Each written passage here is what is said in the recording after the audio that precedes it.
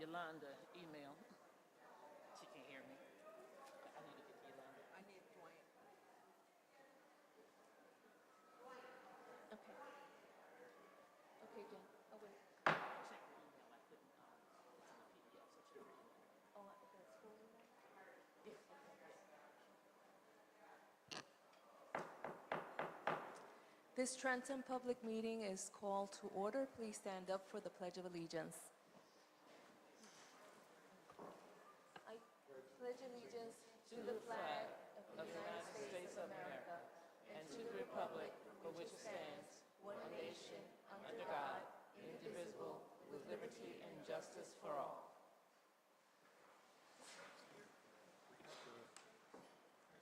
Before we go on to roll call, I just want to say that if there's anyone who needs Spanish translation, I am very happy to say that we have equipment in the back. Please raise your hand or see Dr. Jose Rodriguez and he will set you up. Si alguien necesita traducción al inglés, tenemos el equipo, véase con el Dr. Rodríguez y él le dará para que usted pueda escuchar la reunión. Gracias. Roll call. Yolanda Lopez. Present. Gerald Trueheart. Jean Bowie, absent. Addie Daniels Lane. Present. Austin Edwards. Present. Denise Johnson. Present. Sasa Matanya. Here. Jeannie Weeklam. Present. Larry Trailer. Present. We have a quorum. The New Jersey Sunshine Law. The New Jersey Public Meetings Law was enacted to ensure the right to the public to have advance notice of and to attend the meetings of public bodies at which any business affecting their interest is discussed or acted on. On the rules of this act, the Trenton Board of Education has caused notice of this meeting by publicizing the date, time, and place, therefore posted on the webpage, the Times, and the Star Ledger. Formal action will take place at this meeting. Mission statement. All students will graduate with a vision for their future, motivated to learn continually and prepared to succeed in their choice of college or career. I ask for a motion to adopt the agenda with the following addendums. In teaching and learning, resolutions to approve the Joyce Kilmer Intermediate School Scheduling Team, the resolution to approve Foundation for Education Incorporated Professional Development for K through 6 teachers, resolution to approve Defined Learning Program Professional Development for Grade 4 teachers for the 2024 year, resolution to approve Defined Learning for Grade 4 students at Grant School, Hedgepath, Jefferson, Kilmer, Battle Monument, and Parker for the 2024-2025 school year, and student trips to Philadelphia Sioux. On finance and facilities, the addendums are resolution to approve subscription for electronic legal services, resolution to approve the development and subdivision applications with payments to City of Trenton Planning Board for Dunn Middle School. The revised is a revised recommendation for RFP number 2324-1, which is the award of contract for prospective organization to provide staffing for one-to-one and bus aids.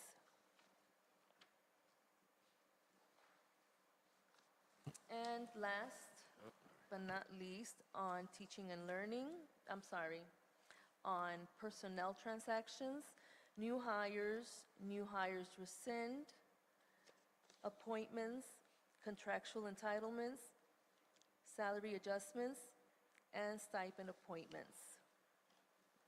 Those are the addendums. So moved.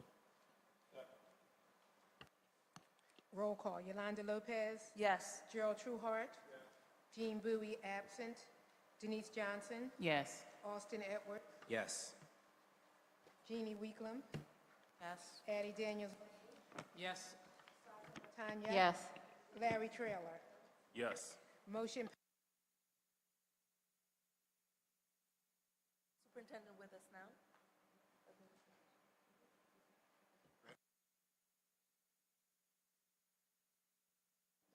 Good evening and welcome.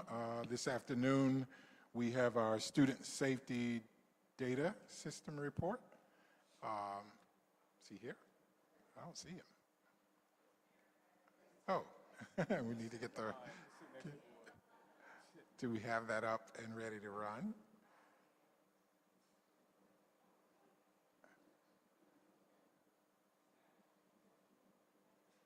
Yes, come on up, Mr. Stokes. I'm sorry. That's why I didn't see it up there, so I wanted to make sure it's ready to go. So this information is we have to present it twice a year to talk about how we are progressing with issues around violence, vandalism, all the things that are typically negative in our district. So it gives you an opportunity to see growth. Also for us to put together action plans to see how we address issues around culture in our schools. So I'm going to turn the floor over to Mr. Stokes and allow him to share the information regarding this year's student safety data system report compared to last year's information. Thank you.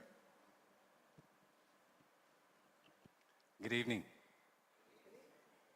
So we have a new clicker. I'm trying to figure out how to use this thing. Once we get this ready, I'll start.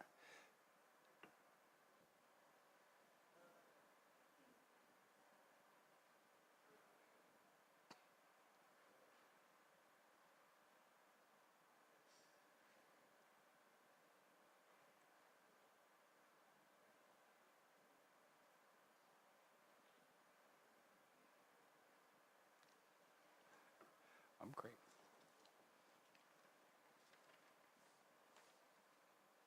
So shall I sing a song while we wait for the thing to get up, you know?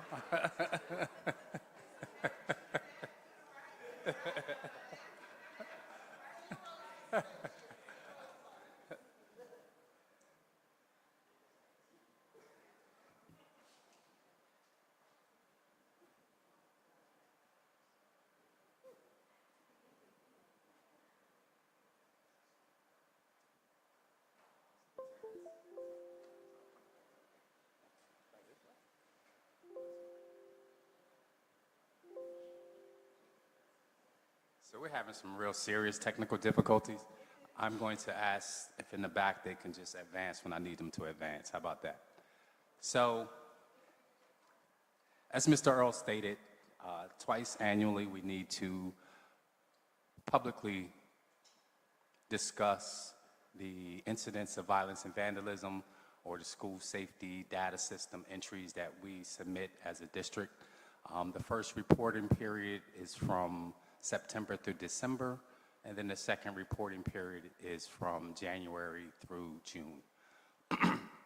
So the way the presentation is laid out, we'll talk about the incidents of violence, followed by the incidents of vandalism, our incidents of substance abuse and possession, incidents of weapons, possessions, and or use. We'll do HIB.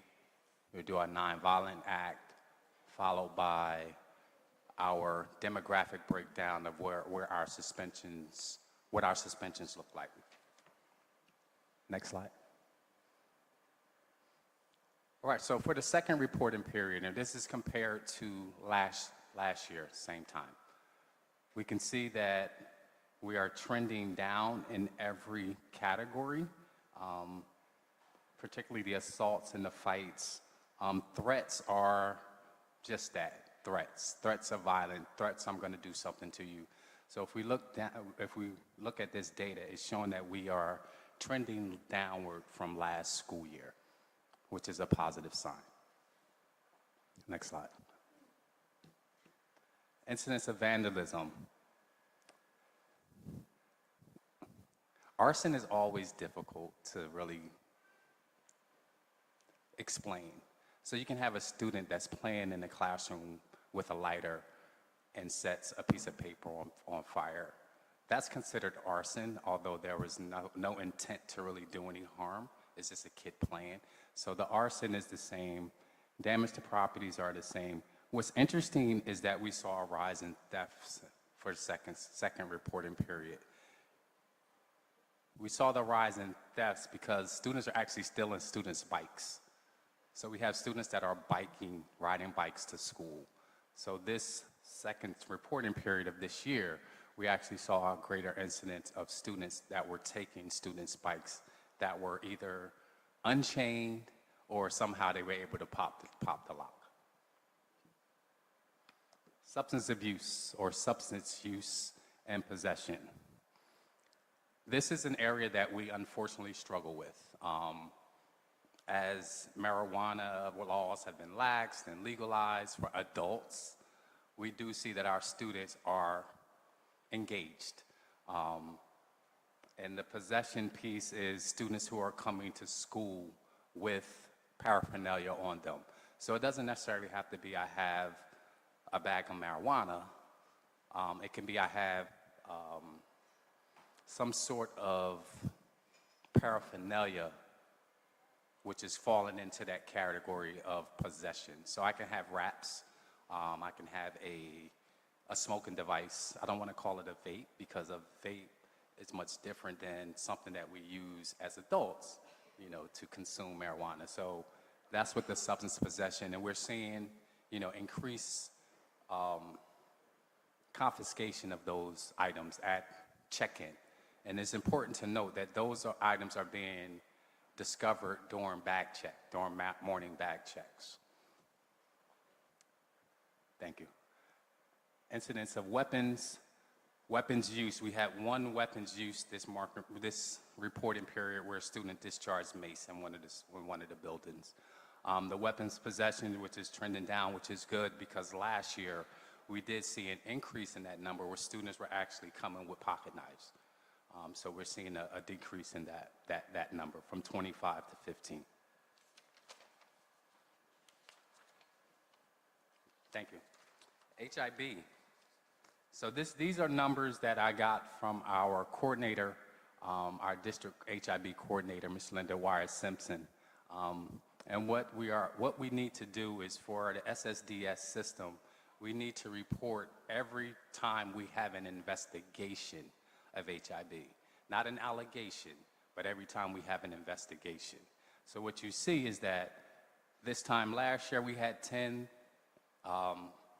unfounded allegations or unfounded investigations compared to this year, this reporting period where there were again 10 unfounded allegations that were investigated. The confirmed allegations is what people like to look at.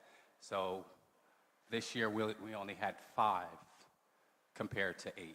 And those were investigation where it was confirmed that that the qualifications for HIB, harassment, intimidation, and bullying, had been met.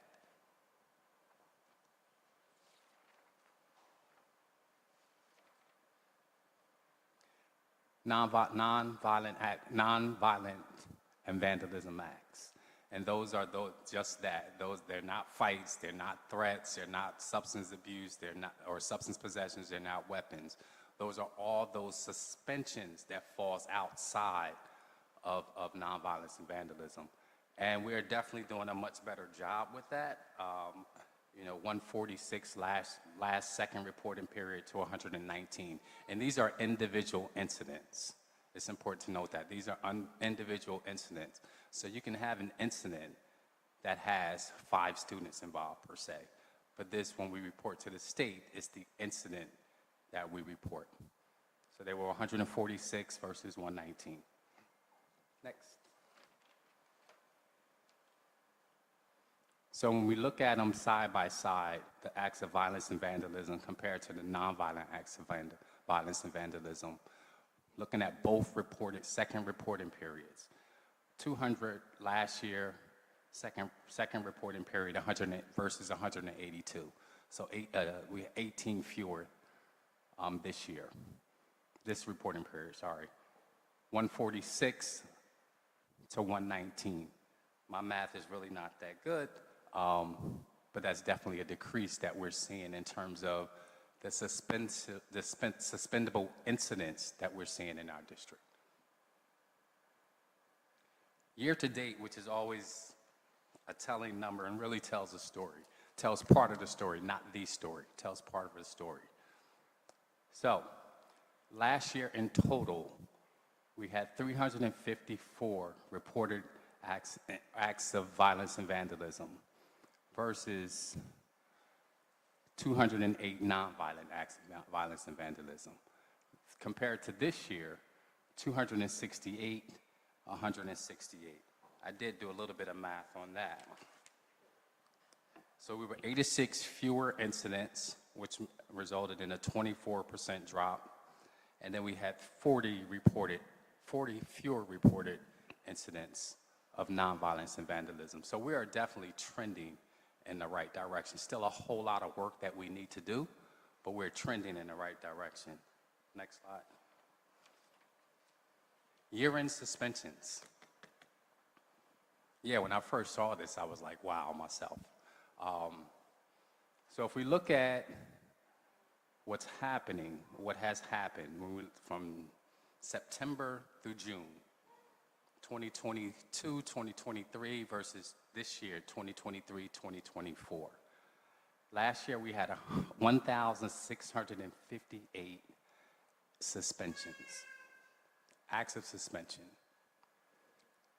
994 unique students. That means different students, only one, looking at just the individual unique students. So 994 unique students were suspended last year.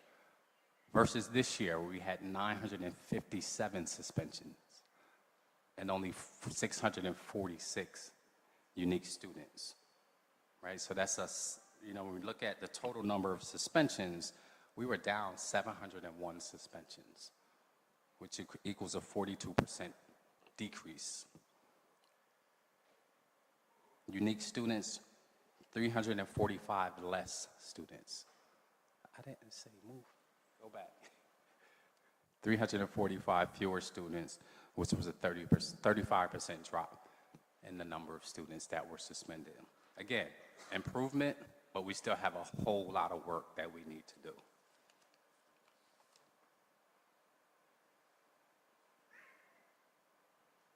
Next slide. All right, so we get to the demographic breakdown. Who's being suspended, right? When we look at our black students, 153 black males, 138 black females, 291 students of the 649, right? So that's almost 45%. That demographic makes up 45%. If I took the SPED and broke that number down to take the black SPED males and black SPED females and added that to that number jumps close to 60%, right? So we still see that our black students are being suspended at a higher clip than any other student across the district. Hispanic males are 29, Hispanic females are 38. The MLL, or the multi-language learners, 96 males, 37 females. SPED males, 95, SPED females, 41. And then it goes on to the other demographics that are throughout the district. So this is what our suspension population looks like. Those 649 students, that makes up the 649 students that have been suspended this year. And I think that's the last slide, if there's some questions we have. I have a quick question. The stolen bicycles, has it been verified that it is other students stealing? It's not someone from outside the school building that's able to get on the grounds and take them themselves? So the beautiful thing is that our cameras work, right? Okay. We need to repoint them in certain school districts, in certain buildings, but video has confirmed that it was other students there were students who were taking the bikes. And many of the bikes were actually returned, right? Once the schools were able to identify the student who took the bike, they were able to get on the phone and the bikes were returned. Perfect. Okay, thank you. I have a couple questions. Do we track year to year in what grade levels the suspensions are happening, and if that's shifted, if less high school kids are being suspended and more middle school kids are being suspended? Do you have those numbers? So I can give you the breakdown for this year. Okay. And we do track it year to year. I just didn't include that slide this year. So in elementary, and I do have last year's number too. Okay. So elementary, we have 5 students suspended in elementary this year, K to 3, 43 last year. Good. Intermediate, at the intermediate level, that's the 4 to 6, 207 suspensions, and there were 217 last year. At the middle school, 178 suspensions this year, 367 last year. At the high schools, 567 suspensions. This is not individual students, these are suspensions. 567 suspensions this year, 848 last year. No, this year, 567. Last year, 848. So we're down at every grade level, we're down, and I believe that this is sustainable. I don't think this is an anomaly because there's a lot of work that has gone into this, and I think this is sustainable. I think our numbers can actually improve. And what would you classify, can you give an example of what a nonviolent / vandalism Sure, suspension is? an act of nonviolence and vandalism, and I'm just going to use at the high school level, a student that has cut class 18 times, Oh, okay. right? So at the first class cut, you're not going to be suspended, but if it becomes an habitual thing, you make it a day suspension. So anything that's not, that doesn't involve another individual, let's say another student per se, would be considered an act of nonviolence and vandalism. So, first of all, I just want to commend everyone in this district for these trends going down.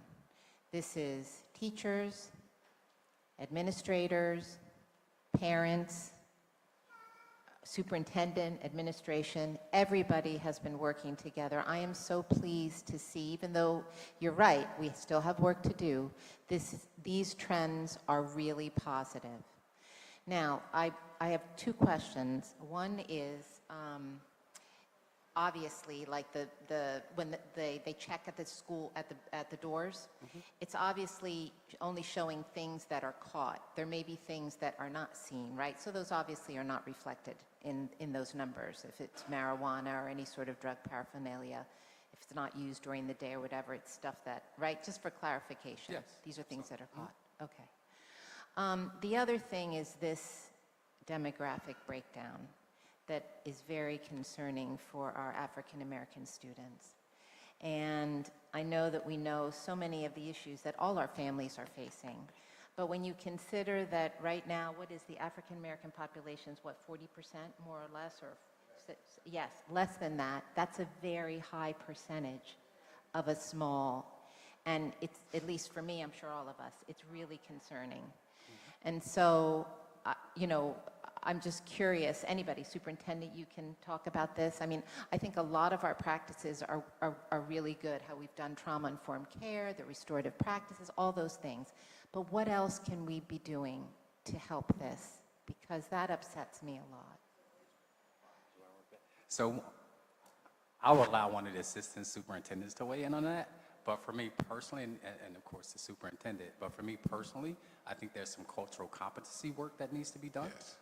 So that everyone in the building, right, is aware, and we don't see a lot of the implicit biases that we currently see, that people may not be aware of that. You know, I look at a black male differently than I look at a newcomer who just came, right? So I may tolerate one from one and not the other, right? So the cultural competencies and the implicit biases, that's work that's ongoing. That's ongoing, and we have to continue to invest in that work and make sure people understand that it's real and that it exists, which is why the numbers are displayed. You know, because we can think that we're acting with the best intentions, but the numbers will actually tell a different part of a different story. It won't tell the whole story. It will tell part of a different story. And just to add on to that, I think he is dead on.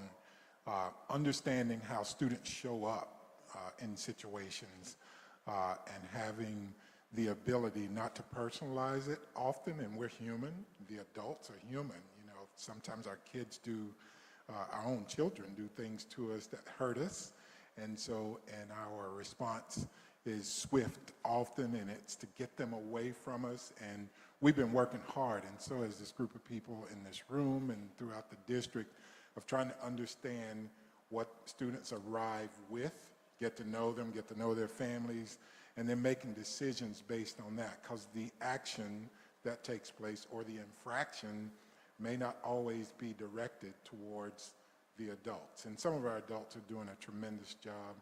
Others of us are still learning. This is a tough thing to change when you've had 50, 40 years of training about discipline, because discipline for me comes from the 1970s and 60s. Well, we don't discipline that way anymore, and so we have to be thoughtful about how students arrive. And then there are consequences for poor behavior. Can we restore children? Can we say, this is your consequence? However, I still care about you, and we need you to get back to school and get back to work. And I think that's the hard work we're doing, and that's the work that's not easy. It's challenging, it's messy, but on the back end of it, you see numbers like these. However, we want to see numbers for Black, female, and male decrease, certainly for the percentage of students that we have. And so we know that likely those behaviors will come from those students, so then what? And so we've been doing a lot of that, and we think it's working in district. And we appreciate the support of all of our staff members, our teachers, counselors. You can go down that list, trying to just redirect a child, and that makes a big difference. So, well.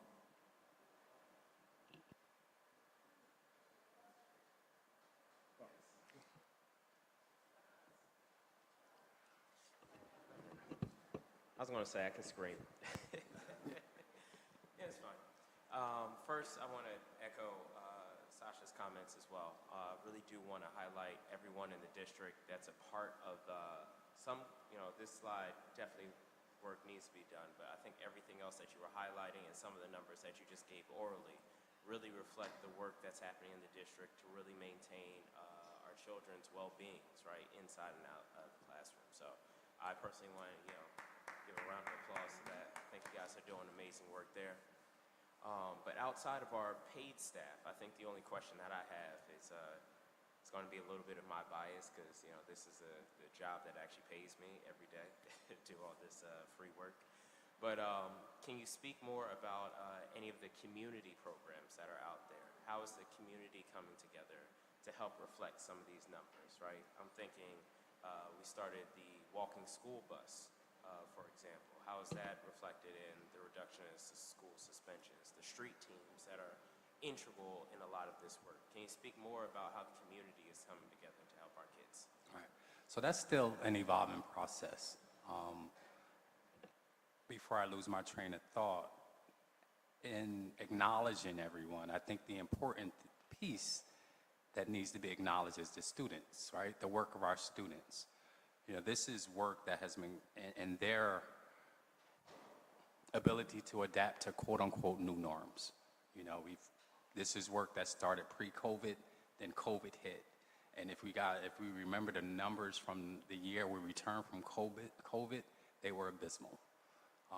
So our students are starting to get back into the flow of being students. Our students are starting to get back into the flow of socialization, of how to have healthy, positive interactions, in addition to the work that went into rewriting our student code of conduct, right, which was heavily punitive, and now it's more about restorative.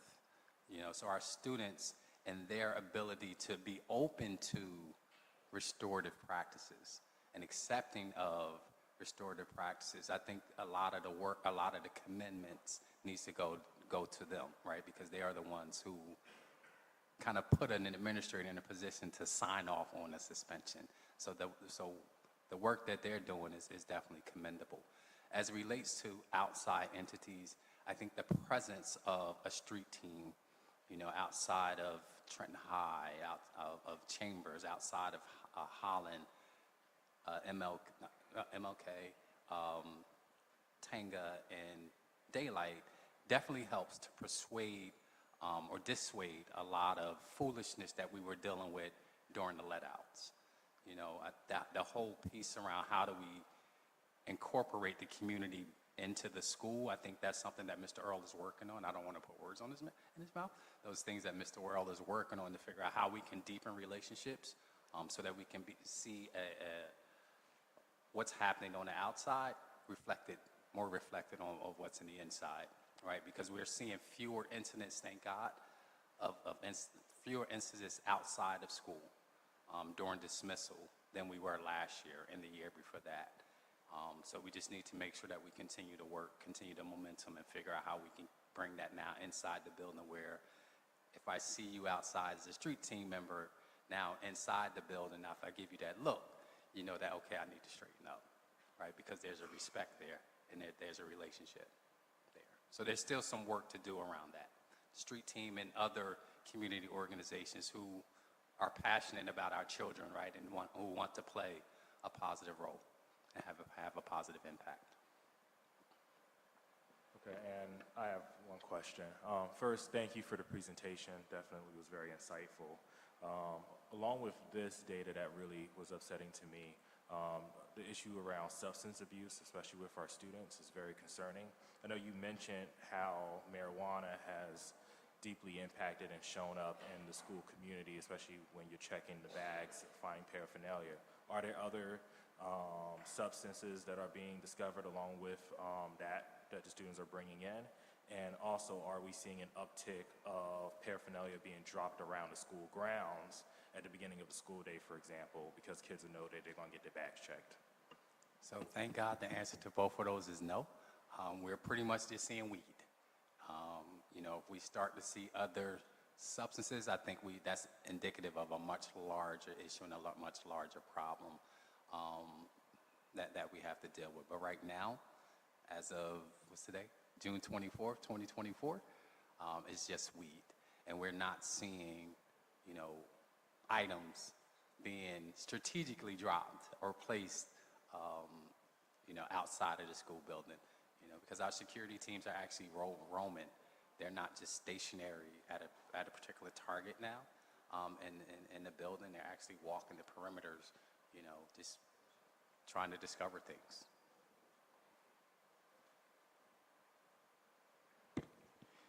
More of a comment than a question. As a former parent of a Trenton Central High School graduate, I just think it's so very important that our parents continue to be engaged with the schools. I know that we've had last year parent meetings at the high school that went relatively well.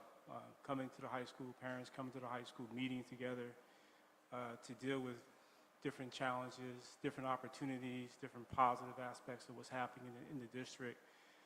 So I just want to make sure that we continue to work with our parents through our parent community engagement team here in the district under the leadership of Dr. Rodriguez, of course, Mr. Earl.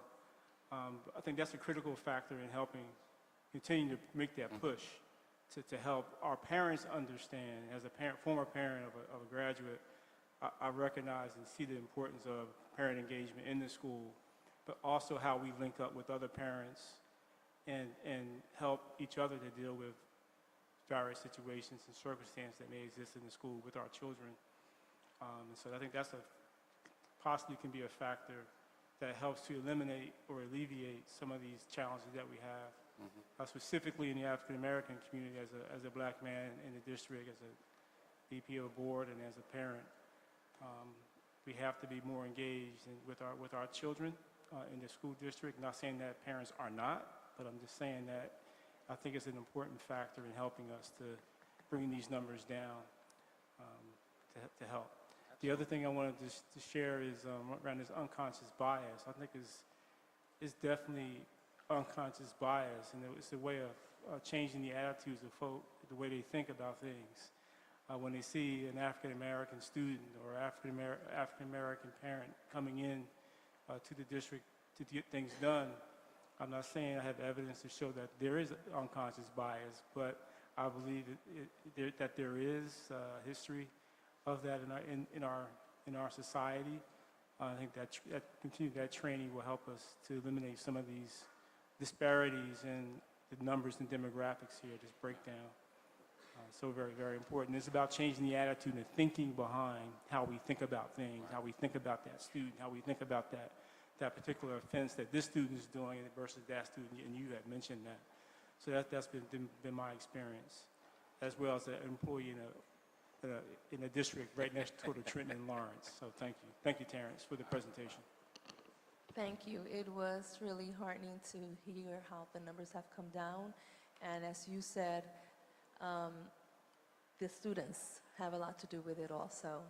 And we thank all the teachers and all those other people who have contributed in their help to lessen the violence that we were seeing in years past. So thank you once again. If I may, real quick, Yes, one last absolutely. thing. This is a process, right? A process that I'm thankful that Mr. Earl has shown a commitment to this process. The assistant superintendents have definitely shown a commitment to this process to help not only our students grow, but our staff grow through the trainings of, what's the training you did, Mrs. Grant? Restorative practices training that we had like 6 sessions this year. The Leader in Me work that Dr. Conway is doing. So there's definitely a commitment from district leadership to improve and help our students. So I just wanted to publicly thank Mr. Earl and the assistant superintendents and all of leadership for committing to that process. Thanks. Thank you.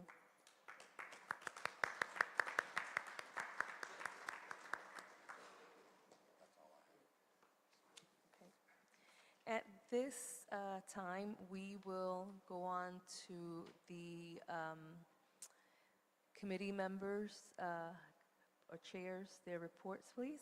I will start with Austin.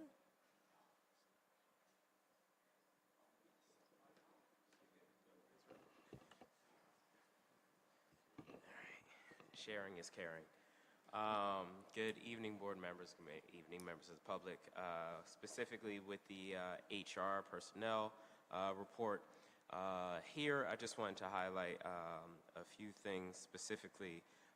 Over the summer, we're going to have a lot of new hires coming in, and I just wanted to highlight that fact because I know it's been the work of the superintendent, the work of a lot of people in HR to ensure that we're getting people day of, next school year starting, ready for these positions, ready to really give back to our kids, give back to our district, and might I say so myself, some handsome salaries in there, right? So it goes along with what I keep blasting everybody that the district is a great place to work for.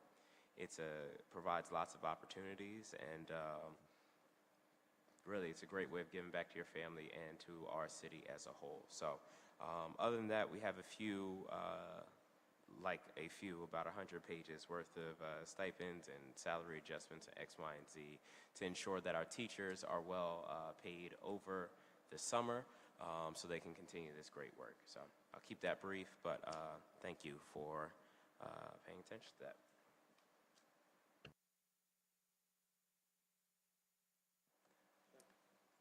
Vice President. Thanks, Austin. Yes, board members, we met with the FACE committee on June 11th. Superintendent, Dr. Rodriguez, as well as Denise Johnson and others. We met with the FACE committee. It was primarily a planning committee where we looked to plan for next year. I gleaned from the conversation, one of the things that came out of that conversation was to be able to have the opportunity to combine some of the events that we have throughout the district. For example, some of our family and community engagement events along with our board strategic plan event, bringing that together so that we get better participation because there's a lot of events happening across the district a lot of great events happening across the district all year long in schools, here in the administration building, and across in community centers across our city. And so we want to be able to begin to consolidate and combine some of those events that we can into larger events where we can have a combination of things happening, whether it be engaging with a parent, having an opportunity for that parent to come to a 15-minute session on perhaps a part of the strategic plan, having also child care, which Denise Crease and her team does a great job of providing that, potentially food, prizes, things of that nature to attract our community in, to hear about the great work that we're doing in the district, but also to hear from them about some of the challenges that they are facing so we can do a better job, not only as a district, but as board members. And so that's what I gleaned from our conversation, from our meeting as a FACE committee on June 11th. We're looking forward to working over the summer to do some planning around what that looks like for next year. So that's what we're working on in the month of July and August. We will work together to have another few meetings over the summer to plan for next year to make it even better and increase the opportunities for parents and the community to come together and dialogue with us. Whether you're a parent, whether you're a community partner, whether you're an employee, whatever station you have in our district and our city, we'd like to get you connected and involved to help us with the work that we're doing with our children. So that was our work around the FACE committee on June 11th. On the policy committee front, we met on June 20th. We reviewed two policies. One policy was 1121, non-affiliated employee terms and conditions of employment. And the second policy was 0160.1, board member participation in board meetings using electronic devices. In both of these instances, we had some minor changes in the language.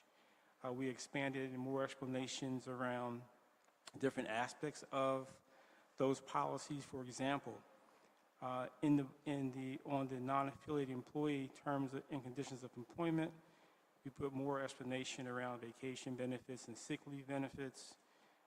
We put more information and more explanation in language on who is a non-affiliated employee, so that was clear. We put more explanation and emphasis around our tuition reimbursement policy for our non-affiliated employees. So those are some of the 2 or 3 of the major highlights that we did, minor changes to that policy. We did have a first reading at our last board meeting. This is a second reading and a final reading before it goes into effect. And so I believe all of our board members had an opportunity to review that and certainly can ask questions if they have any. In terms of the board member participation on board member using electronic devices, we fine-tune our language around approving, not necessarily, it was a language around the board member had to get approval to have electronic meeting. We don't think it was necessary, but just more board notifications. So that was some language that was changed in that policy where a board member doesn't have to seek approval, but needs to notify the board. We limited the number of times that a board member can have an electronic device meeting or be electronic off-site for one of our meetings. We put some fine-tuned language around what it means for our executive session, which would not be allowed. So those are some of the things that we put into that board participation in board meetings in terms of using electronic devices, and we think it went for the better in terms of fine-tuning it and making it a better policy for not only for the board, but also for the public. So those are the 2 policies we had on our June 20th meeting, and that concludes my report to the board. Thank you.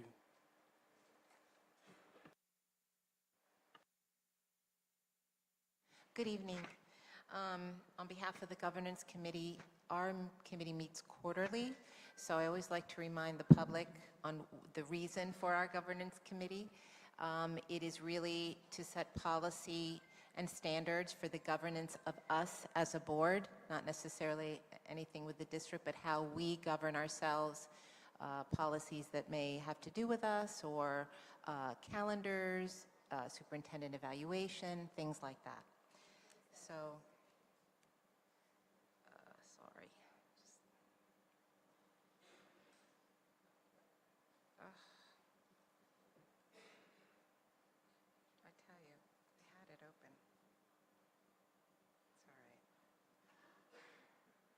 I'm sorry, technical difficulties. Okay, so the first issue that we dealt with was we have a folder online, which will be especially beneficial to new board members, that has all sorts of things like our policies, our standards, everything that you can imagine to be a good board member. It contains all those documents. So we went over what needs to be in there, and with the help of our staff, we will be reorganizing that and making sure, especially as we approach a new board year, that all the documents are there. Things like strategic plan, those sort of things. We also are setting a standard that each committee will have a mission statement, each committee that we have. We will leave that up to each committee for them to do that, and we worked a little bit on the mission of our governance committee. We also will have members' expectations. Again, think about being a new board member coming onto the board. There's a lot to learn, a lot that people don't know, and I know some of us have been on the board for a long time and we're still learning things. So more than anything, it'll help in orientation for board members then to work with the president in terms of what committees speak to their skills and talents. We also evaluated the superintendent's evaluation cycle during the year that has to happen, and we are now on schedule as we should be every year, so that's really good. And finally, we reviewed our monthly board member calendar. We have a calendar separate from the district, a calendar of what board members need to be doing month by month to make sure that we are in compliance with the New Jersey School Boards Association and with any requirements that are that we have in terms of state submitting reports or anything like that. So we reviewed that as well. We will be meeting again in September. Thank you.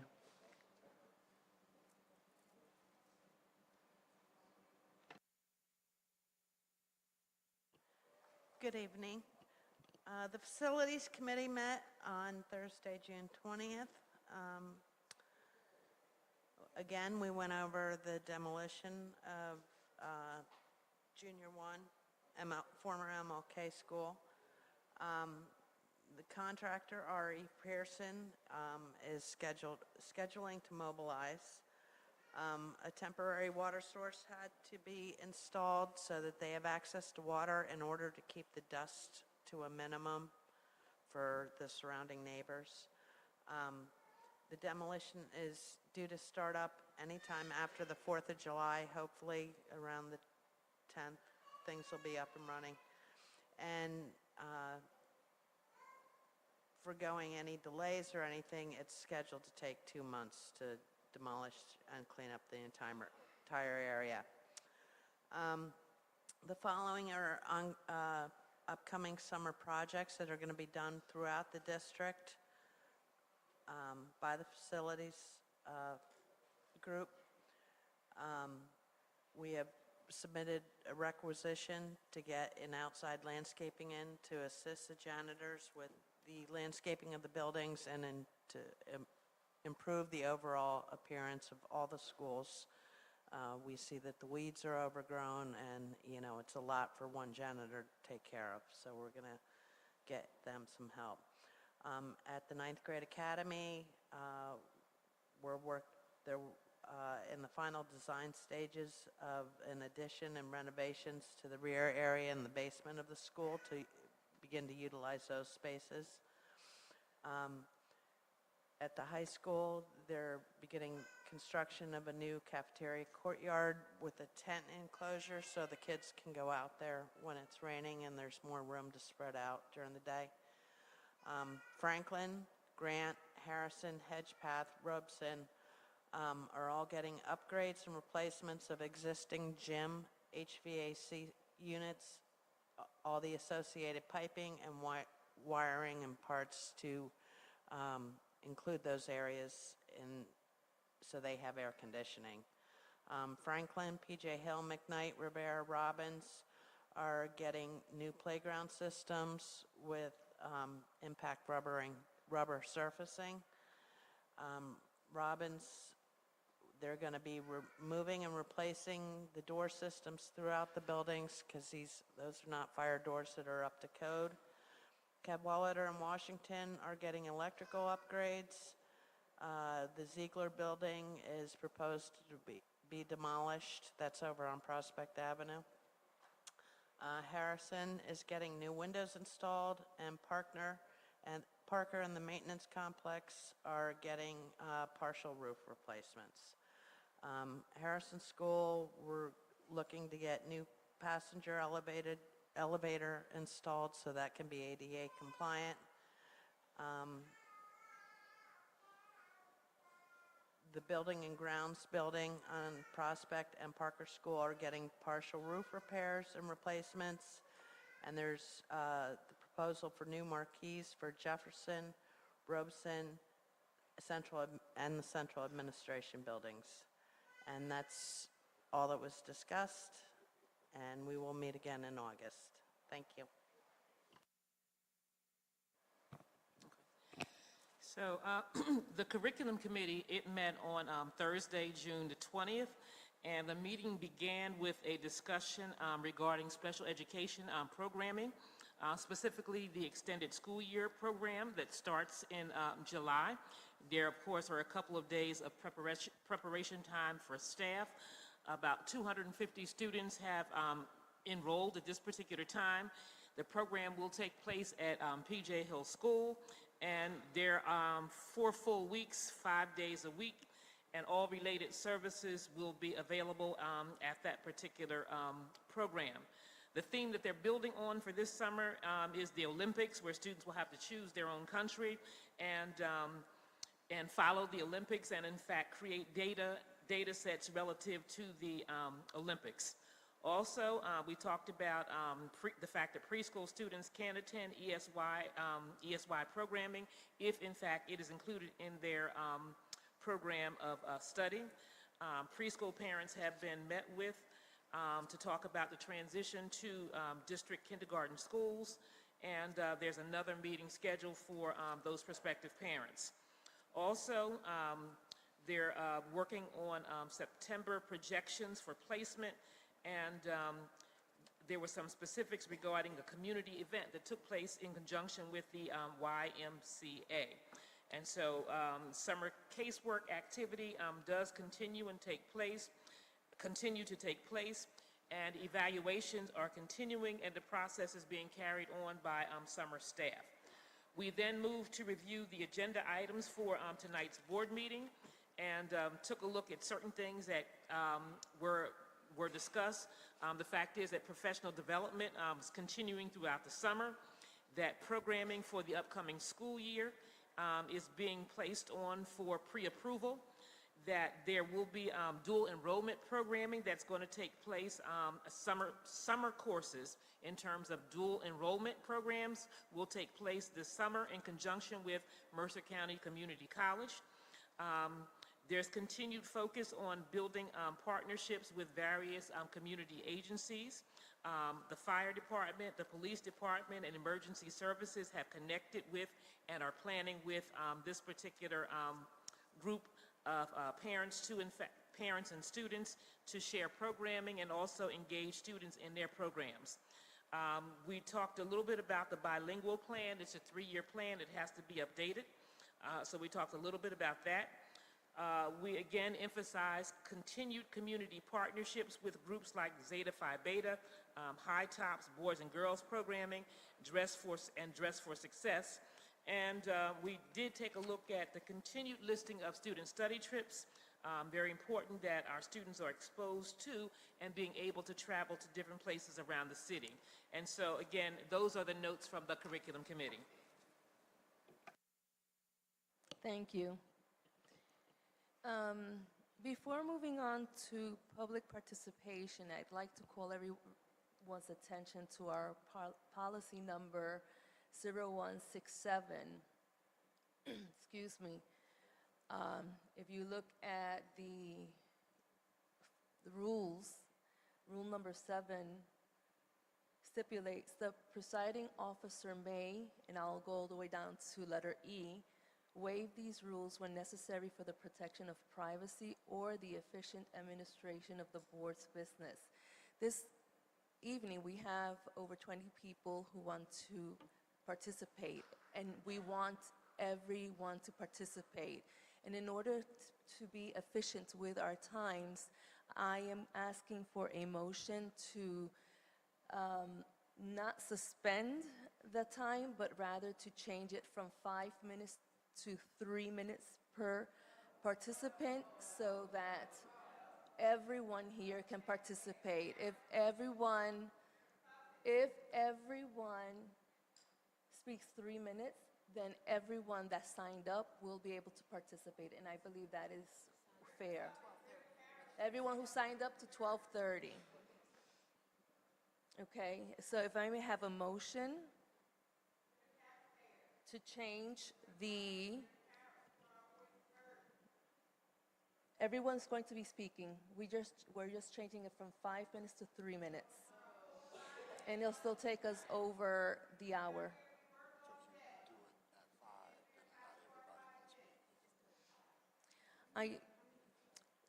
The easy way out would be for me to say, yeah, let's do it the 5 minutes, but we don't want to hear from half of the persons that came out to speak. We want to hear everyone speak. So, I'll make the motion to allow everyone to get 3 minutes so we can get everybody in here. is there a second to that? Second.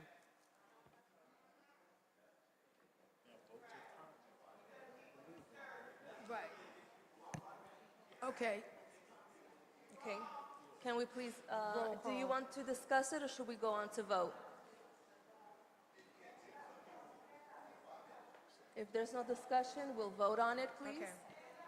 Yolanda Lopez. Yes. Wait, a discussion, just so we're clear. Okay. The purpose of this is to make sure that everybody has an Absolutely. opportunity to speak, Yes. rather than just 12 people with 5 minutes. Okay, Yes. just so we're clear. Okay. Where's Jesse? I ask that you please continue in a respectful manner in this meeting so that everyone can have an opportunity to speak. We want to listen to everyone. At this time, we are calling a vote. So just a real quick question, Yolanda. Yes. So zero, No. excuse me? We're still discussing. Go ahead. Yeah, so 0167 that you mentioned. Yes. Our policy 0167 allows you to make the change in the time. Yes. And the opportunity here is that all of the participants who have signed up, if we go to 3, Correct. will have an opportunity. And it's just a one-time to- thing. It's not for right. every meeting. Absolutely. I think that's a good concession. Yeah. You want me to do roll call? Yes. If there's no other comments, roll call. If you, Okay. if we, Ms. Williams, we're gonna have to walk her I'm, s- out. I'm sorry, yes. If we're not going to be respectful, if we're not going to allow us to do the work, we will have the guards take you out. Right. Whoever's Yes. calling out, please stop it. Please. Thank you. Roll call, Yolanda Lopez. Yes. Gerald Trueheart. Jean Bowie, absent. Denise Johnson. Yes. Austin Edwards. Yes. Jeannie Weeklam. Yes. Addie Daniels Lane. Yes. Sasa Montagna. Yes. Larry Trailer. Yes. Motion passed. The Trenton Public School District welcomes the attendance and comments from all members of the public at its meetings. This public period is your time to be heard on any school or school district issue that a member of the public feels may be of concern to the residents of the school district. Each person who signed up will have 3 minutes. You will be notified when your 3 minutes are up. You cannot yield your time to another person.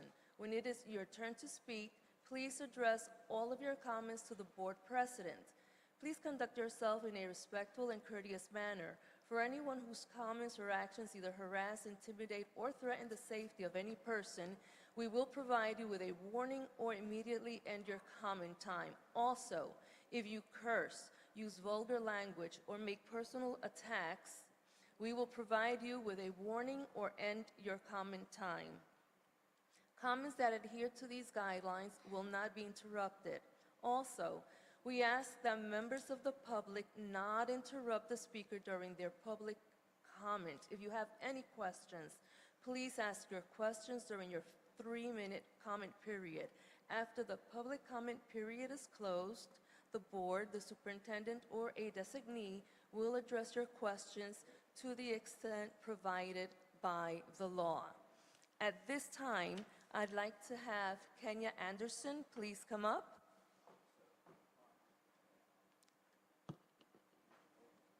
Kenya Anderson.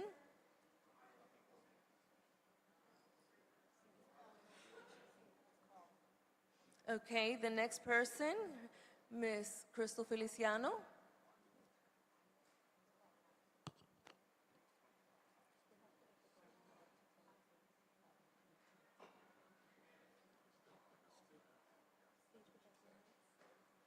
I'm going to start my timer. Thank you. Okay. Good evening, Madam President, board members. I'm Crystal Feliciano. I am a teacher at Trenton Central High School. I'm coming here tonight to make on public record what I have sent to each of you individually in emails about my concerns about the HR process when it came to the recent hiring or position posting of the teacher leader position at Trenton Central High School and Daylight School. I do not feel that HR handled the matter appropriately. I'm not sure if you have standard operating procedures that exist in the HR department, but if you do, I ask respectfully that you relook at them and consider. I have interviewed 2 times for the same position, and then I just got another notification last Friday that I had to submit a video interview for the same position that I interviewed for. My concern is who is going to look at the video? Who is making the determination of what is going on? As you know, what I have already brought forward to you as my concerns. I ask that you look deeply into what is happening or what has happened. I did submit a formal Oprah request for documentation that I have not received. I did receive an email today telling me that due to the request that I made, they would need an extension until July the 12th to get me the information. I would ask that the board do your due diligence and just look and see. I do want to say to Superintendent Earl, well, to Madam Chair, on behalf of Superintendent Earl, thank you for the conversation. Thank you for your seriousness in listening to what it is that I brought forward and what I asked. And I do ask that you look into what it is that I've asked. I don't think that people should have to go 2 and 3 and 4 times for an interview. I don't think that a job description should be changed when a process is already in place. You've already had names submitted, and now we want to change the job description. I don't know if it's being changed to fit a certain candidate or not. I don't know, but I'm asking that we look into it and see, and I would like the documents that I've asked for in the Oprah request, because I do believe that if we can get down to it, then maybe we can see exactly what is going on. I'm just asking for fairness for myself and for all teachers that teach in this district. I'm asking for fairness for the children, and I'm asking for fairness in the process. Thank you. Thank you.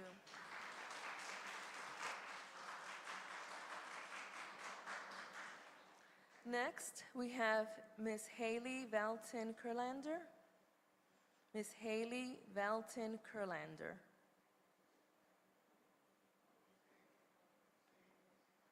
Tanya Connors.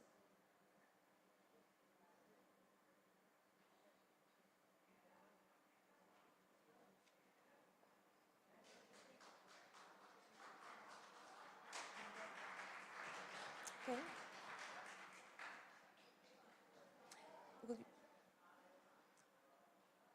Hold on. Hi, everybody. Okay. My name is Tanya Connors, or as I'm kindly known by my students, Nurse Connors. I'm just Ms. here on behalf of Washington Elementary School. Sorry. I'm just here on behalf of Washington Elementary School. We have 14 staff letters, which have 230 pages of testimony. We have 2 parent petitions, and we have 5 parent letters. I would like to say that this isn't an attack. This isn't an attack. This is radical, revolutionary love. I love my school. My teachers love their school. We love our students. We love our community. And we want them to be treated fairly We want them to be treated with respect. I want to go into work and feel like I'm treated with respect. I'm an intelligent person. Our teachers are the best teachers I've ever worked with. They are knowledgeable, they're kind, they love their students. There is no joy in our school. And all of this is because of the toxic leadership of Ms. Tara Ingram. Hi, Ms. Ingram. This may feel like a surprise because we didn't have a union. We didn't have a chief union rep. Right now, Ms. Boyd did an amazing job, but when all the letters started, I have no idea what happened. She championed us for a long time, and I'm so appreciative of her, but she's transferring to the high school, and I'd take this fight up for her anytime, so I appreciate everything she's done.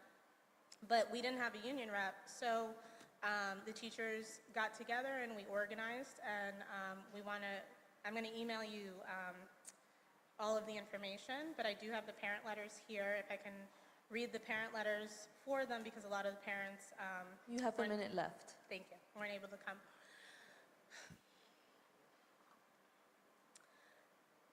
What I want to say is that I've endured a lot of trauma in my life. I was a DIFUS baby. I have a long history of abuse. I shouldn't come to work and feel triggered. I shouldn't come to work and witness other people being bullied and treated unfairly and carry that anger and that resentment that I can't say anything for them. Or watch kids get sent home for days and not be suspended, but given a time out.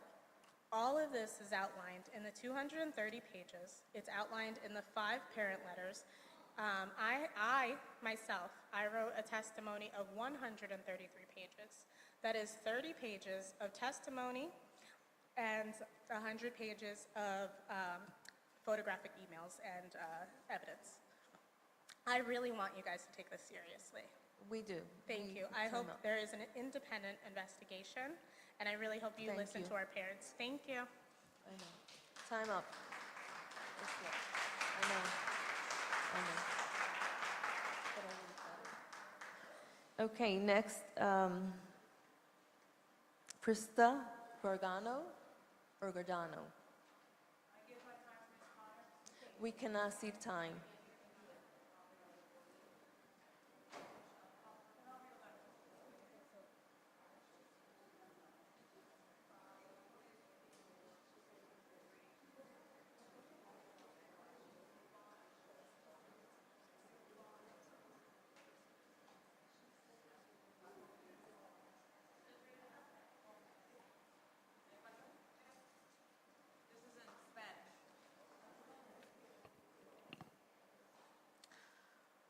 This is actually a testimonial from Ilcia Marciagos, one of our families.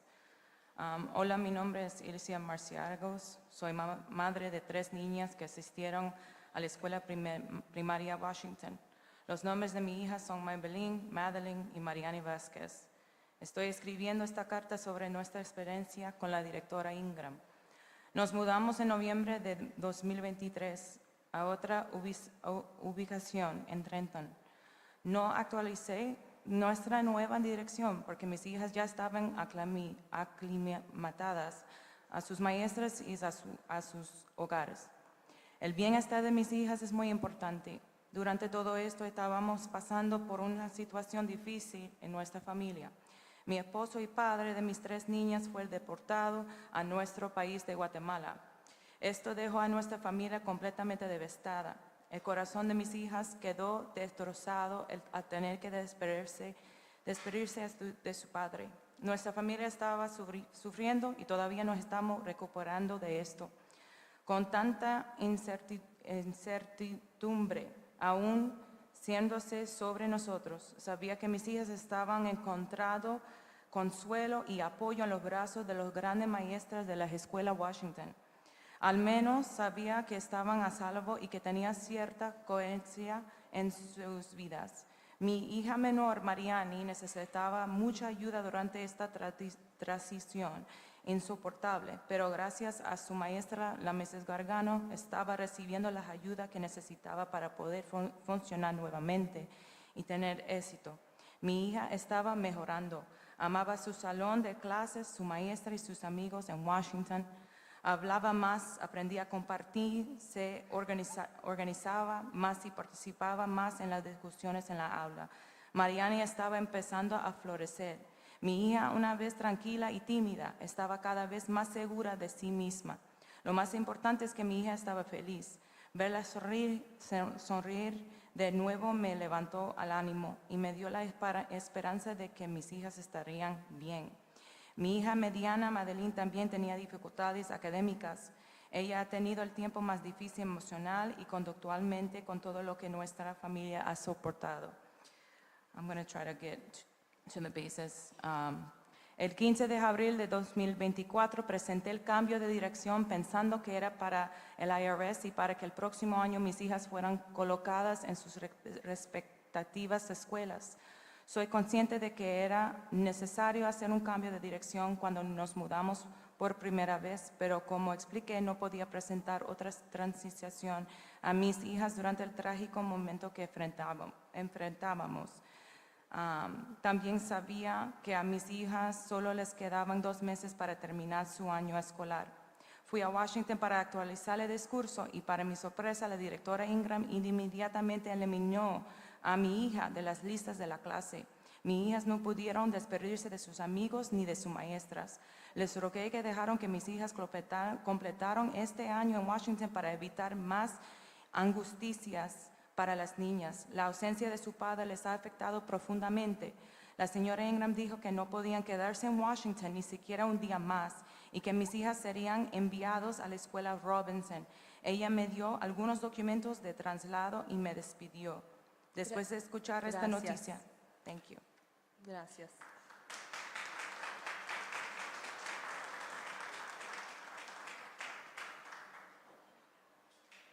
Luciana Hill. Luciana Hill. Judy Martinez.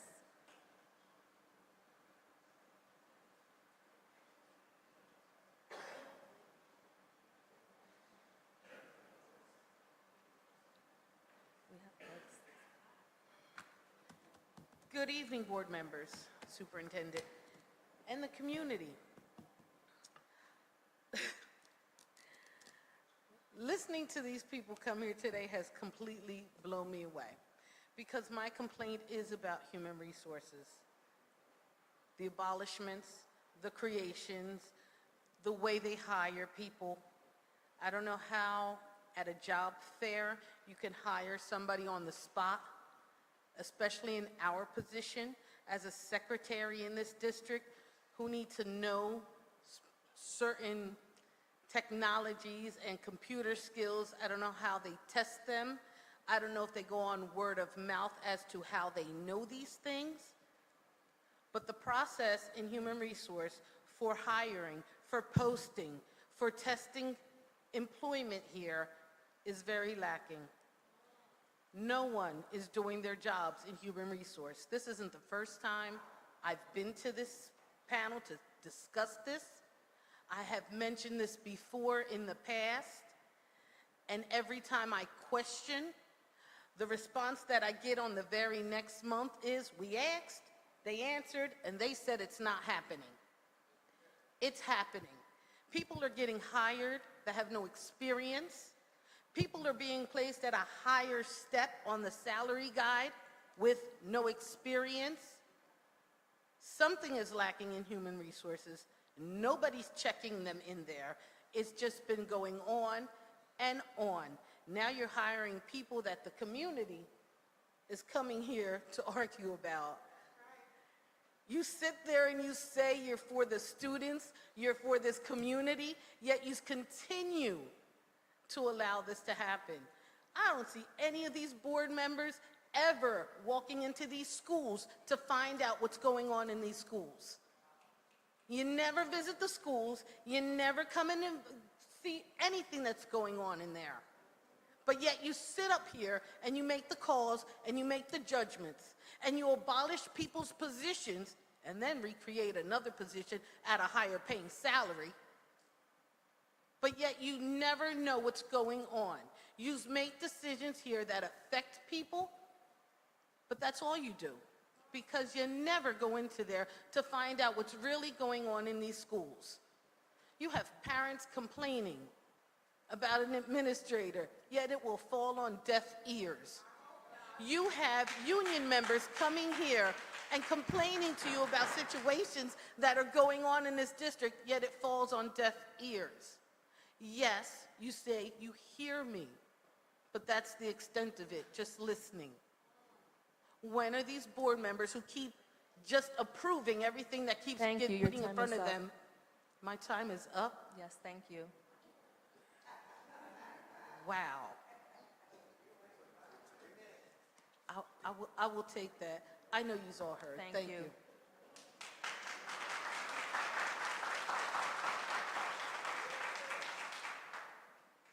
Mrs. Denise Walls.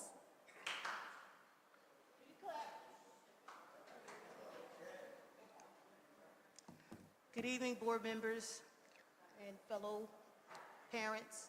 My name is Denise Walls. As you probably all know, I am not a one-time visitor to any of these board meetings.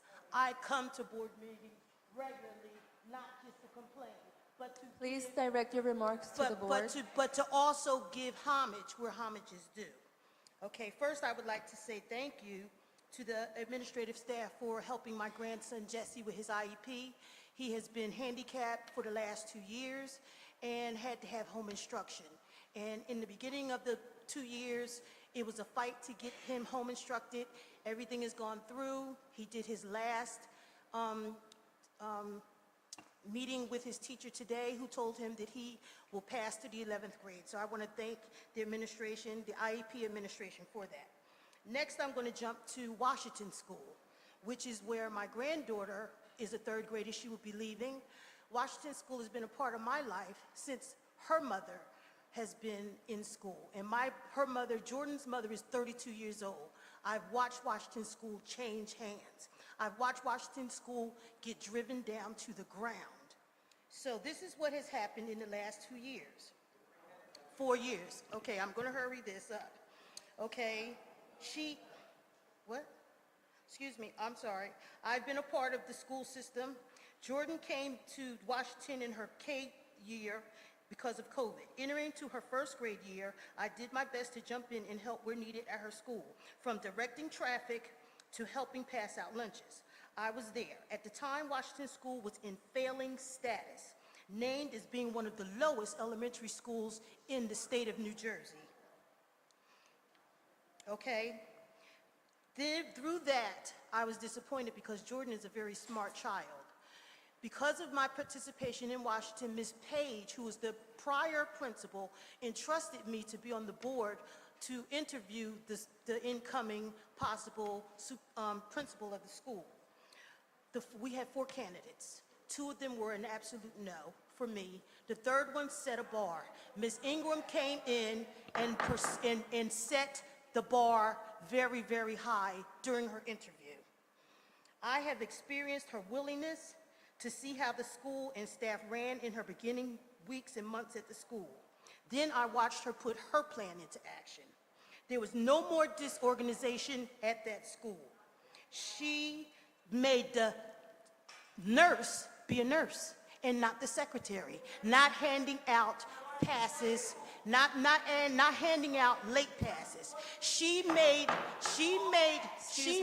the secretary Ms. Wells, do I'm her sorry. job. I'm Okay. asking the Okay, public to allow Mrs. Wells to speak so that we can hear her. We want to know her concerns. Your turn will come up. Ms. Wells? Okay, and lastly, because the school was in failing, she has now brought that school out of failing status. Washington School is now the most sought after elementary school in the district. And my granddaughter tested as gifted and talented this year with 6 other children, and that's only because Ms. Ingram brought that school to a standard of teaching and learning for students. Thank you. Thank you.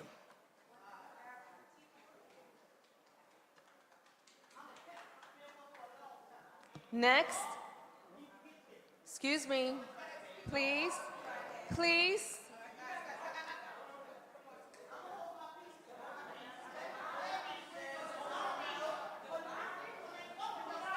Ms. Wells, please.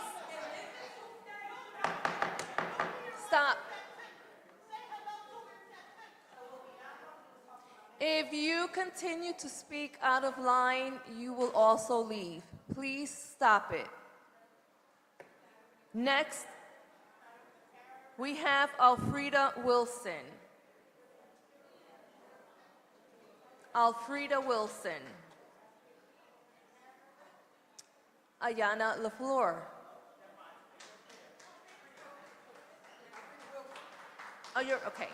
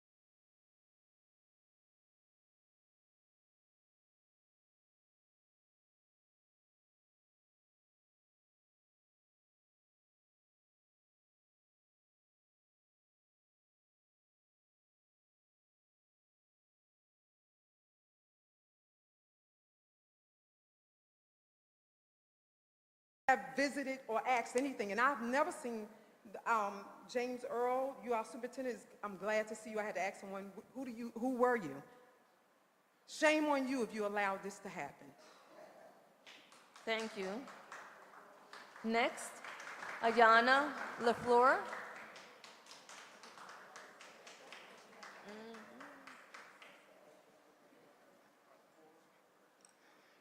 Okay. Ms. LaFleur, 3 minutes.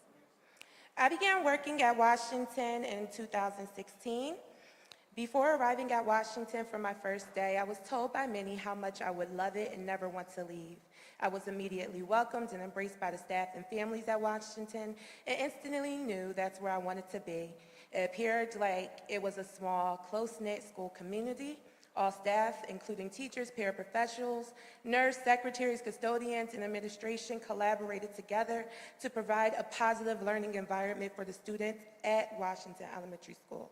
Students and staff were motivated to enter the building each day and try our best to handle our responsibilities. In return, students and staff alike were celebrated often, even with changes to administration. WES maintained a collaborative, optimistic work environment. However, for the past 2 years, the environment at Washington Elementary has negatively shifted. The workplace has become divisive and toxic. There has been noticeable decline in the school's morale and the teachers and staff overall well-being. Myself, I was out recently for 3 weeks due to stress. Washington Elementary School's core values of respect, collaboration, and professionalism has deteriorated. There is now a general feeling of mistrust and disrespect among staff. While there was redistricting, I believe the change is largely due to new administration. My first interaction with Ms. Ingram took place at the end of 2022 school year at an end of the year meeting held by now retired Principal Kim Page. At the meeting, the current and new staff formed a circle to introduce themselves. Ingram introduced herself as the new principal. Beginning July 1, everything seemed normal. I introduced myself, my grade level, and stated that I was also the building chief rep for that school year. Ingram immediately came over to me to hug me and made a comment suggesting that she needs to be good with me. Introductions continue with only her hugging and acknowledging union representatives for TEA, TPA, and TSA. During our first meeting of the 2022 school year, she introduced a new directive for using preparation periods and covering other teachers' classrooms during recess to make up for the time. I immediately knew this was a breach of our contract. However, I was no longer our union representative. The following day, while I was setting up my classroom, Ingram entered my classroom. The technology teacher was also in my classroom preparing Chromebooks, and she told him to remove himself. I assumed that she was going around to formally meet each teacher. However, that was not the case. She sat at a desk and said, "You went to the union on me." I was caught off guard and shocked that she would approach me, and to others, they might have been scared to respond back. I let her know that I was not the union rep any longer. She then went on to state that she assumed it was me because my name was mentioned to her by her supervisor, Dr. Conway. She stated that he had spoke to her and asked if she spoke with me in regards to what was already in place. I'm also going to assume that it was also acknowledged to her that my mother was a past TEA president because she asked about how she's doing despite never meeting her. Thank you. Thank you. Vanessa Martinelli. Vanessa Martinelli.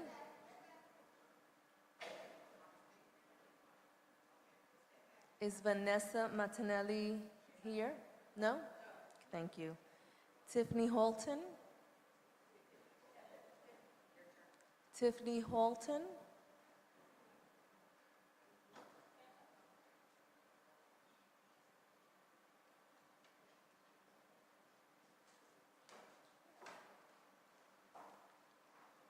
Good afternoon. I need her to translate it for me. It's in Spanish from a parent.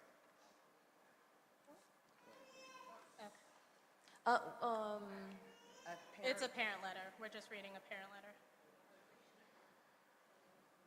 She's utilizing her time to read a part. I can't read it. It's in Spanish. I'm going to read it in Spanish. Okay. Allow me a moment, please. Okay, sure. Thank you. Okay.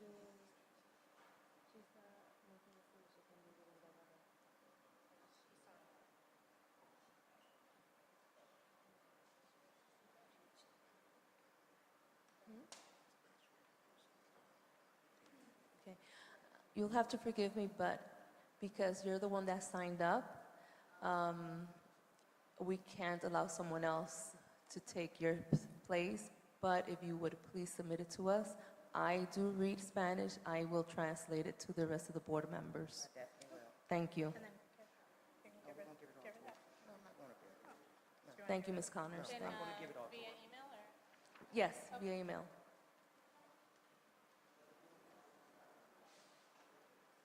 Next, we have Ana Palacios. Ana Palacios. Dana Holton. Marisol Tirado.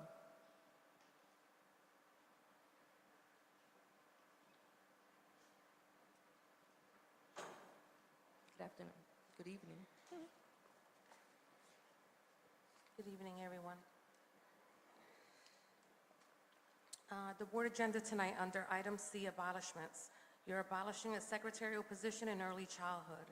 There are 30 preschool provider locations and the secretaries in early childhood are responsible for registering over 2,000 students.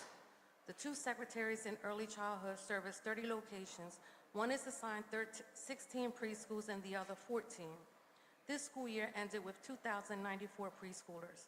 Who do you think registered all of those students? There is a misconception that the registrations are completed at preschool providers. This is not true.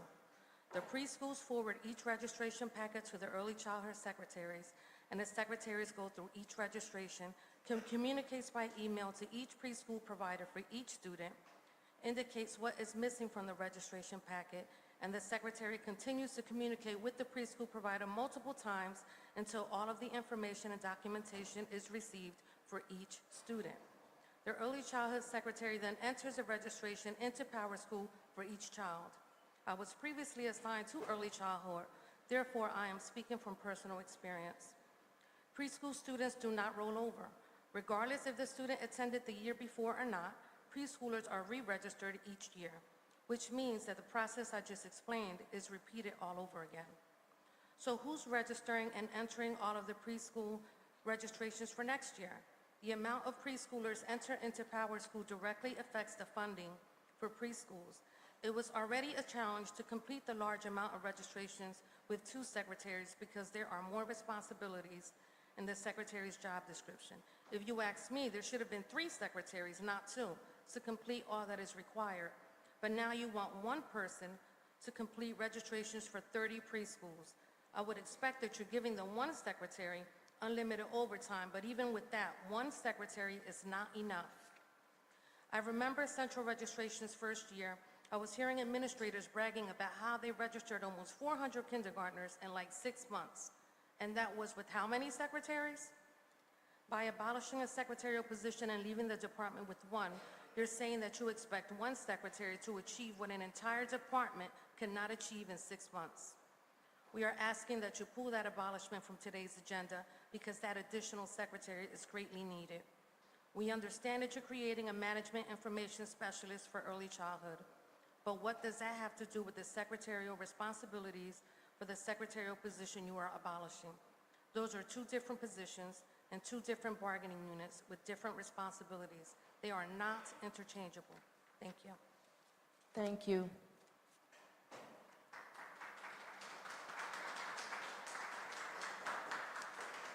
Next, Brianna Kelly. Brianna Kelly.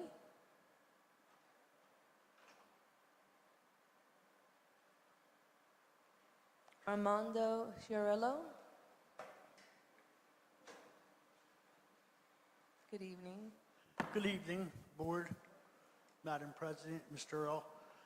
I represent the custodials, Local 6236, AFSCME. We have 4 custodians that are going to be terminated July 1st for not obtaining their board license. I'm asking that they be granted 6 more months.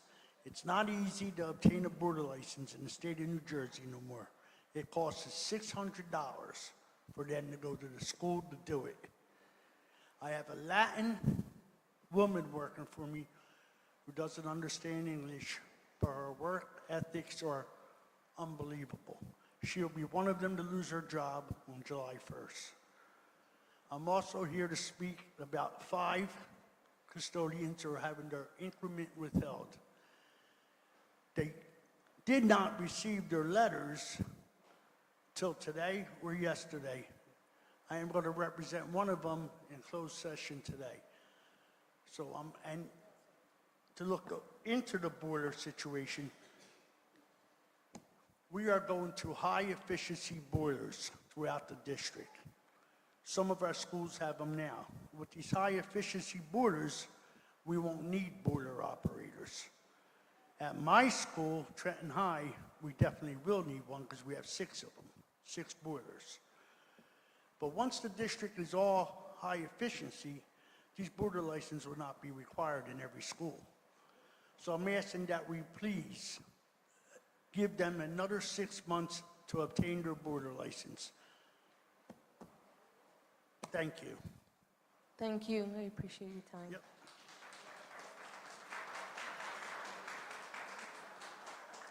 Next, we have Bruce Boyd.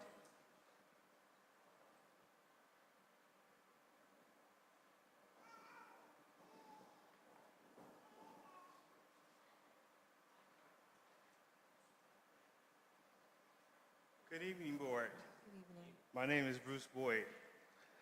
The last time I came before this board, it was to defend my name from a person who called me a thief. But I'm back today to say that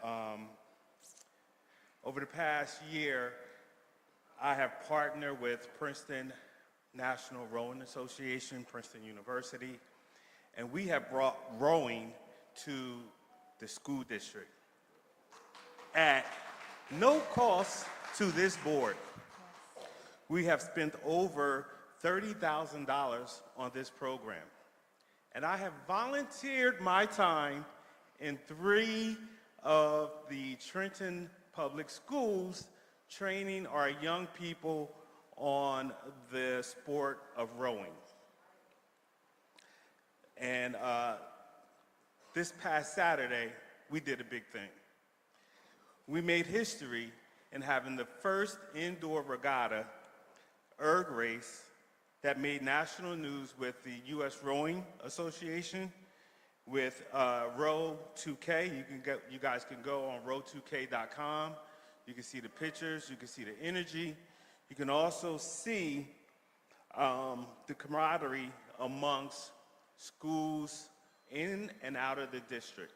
I'm here today to just say thank you to those board members and the superintendent who found it not robbery to come out and see, because the pictures does not tell the story of the energy that was in that room and the parents that were engaged, that cheered for their children, that then decided that they wanted to get on the rowing machines and give it a pull themselves. So I'm here to say the program Introductory to Row and the STEM to Stern program is going to continue. We just hope that we can get more support from the district in helping us reach more students as they matriculate from the intermediate schools into the middle schools where we have no programs. So we don't want to lose those 24 students that we have in 6th grade that's going into 7th grade where we don't have relationships with the middle schools. And we do need some help with transportation coming up next year with the matriculation of those students moving into the middle schools. We don't want to lose them. The bigger thing was that the U.S. rowing team came out and medaled our students. And if you don't understand that, that's just like saying that the Boston Celtics came out and said we're going to give championship medals to a basketball team that won a championship. So the equivalent to having the current women's U.S. rowing team that's about to row in Paris come out to little old Trenton and support the students in Trenton was major. And we hope that many of you don't miss the next one. Thank you. Thank you very much.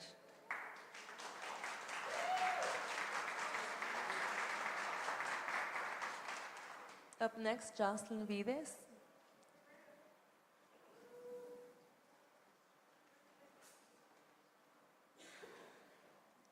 Mi nombre es Jocelyn Vides. Tengo 3 hijas en la primera Washington, en kinder, primero y segundo grado. Recientemente me enteré a través de una amistad que es ilegal suspender de la escuela a niños menores de segundo grado, debido a su comportamiento. Mi amiga envió lo siguiente. La ley estatal de la Nueva Jersey prohíbe suspensiones y expulsiones con ciertas excepciones limitadas de estudiantes matriculados desde preescolar hasta segundo grado. Mi hija, que está en kindergarten, ha tenido un año muy difícil en la transición de la escuela. Ella era una niña pequeña durante la pandemia y pasó mucho tiempo en casa con sus hermanas y conmigo. La transición a la escuela ha sido la más difícil para ella. Durante este año escolar tuve otro hijo. Además de la ansiedad por la separación, ahora había un nuevo miembro en la familia. Mi hija de kindergarten ya no era una bebé, estaba lidiando con muchos cambios. Comenzó a comportarse obstinadamente. Entiendo que mi hija puede ser terca cuando se trata de transiciones. Entiendo que no haya sido suficiente personal, pero siento que los profesionales del edificio deberían estar adecuadamente preparados para lidiar con diferentes tipos de comportamiento. Mi hija se cierra pero no es violenta ni destructiva. Si dejara de enviar a mi hija a la escuela, me metería en problemas por negligencia. Sin embargo, está permitido enviar a mi hija a la escuela cada vez que tenga dificultades. Muchas veces, cuando recogía a mi hija después de una de estas rabietas, me decían que debería dejarla afuera por el siguiente día. Esto sucedió con tanta frecuencia que en mayo la directora me dijo que debía de recoger todos los días a las 11:30 porque ella tenía problemas para ir a la cafetería. Durante 3 semanas, alistada a mis 3 hijas, también a mi recién nacido, yo dejaba a mis hijas. Luego, a las 11:30 de la mañana, ya sea que mi bebé estuviera durmiendo o no, tenía que ir a la escuela a recoger a mi hija de kindergarten. Y luego regresaba 3 horas más tarde para recoger a mis otras 2 hijas. Esta solución no tuvo en cuenta a mi hija, que le estaba enseñando esto, que cada vez que tiene una rabieta puede irse a casa. ¿Qué material faltaba en las 3 horas de escuela que perdía? Esta situación definitivamente no me estaba ayudando. Tenía un nuevo bebé, estaba agotada. Cuando finalmente le pregunté a la maestra si mi hija podría regresar al horario normal, le preguntaron a la directora. Noté que la maestra de mi hija cambió, que la maestra de mi hija parecía nerviosa por tener que mencionar esto a la directora. Todo salió bien y mi hija pudo volver a los días completos. Gracias. Gracias. Le agradezco. Gracias.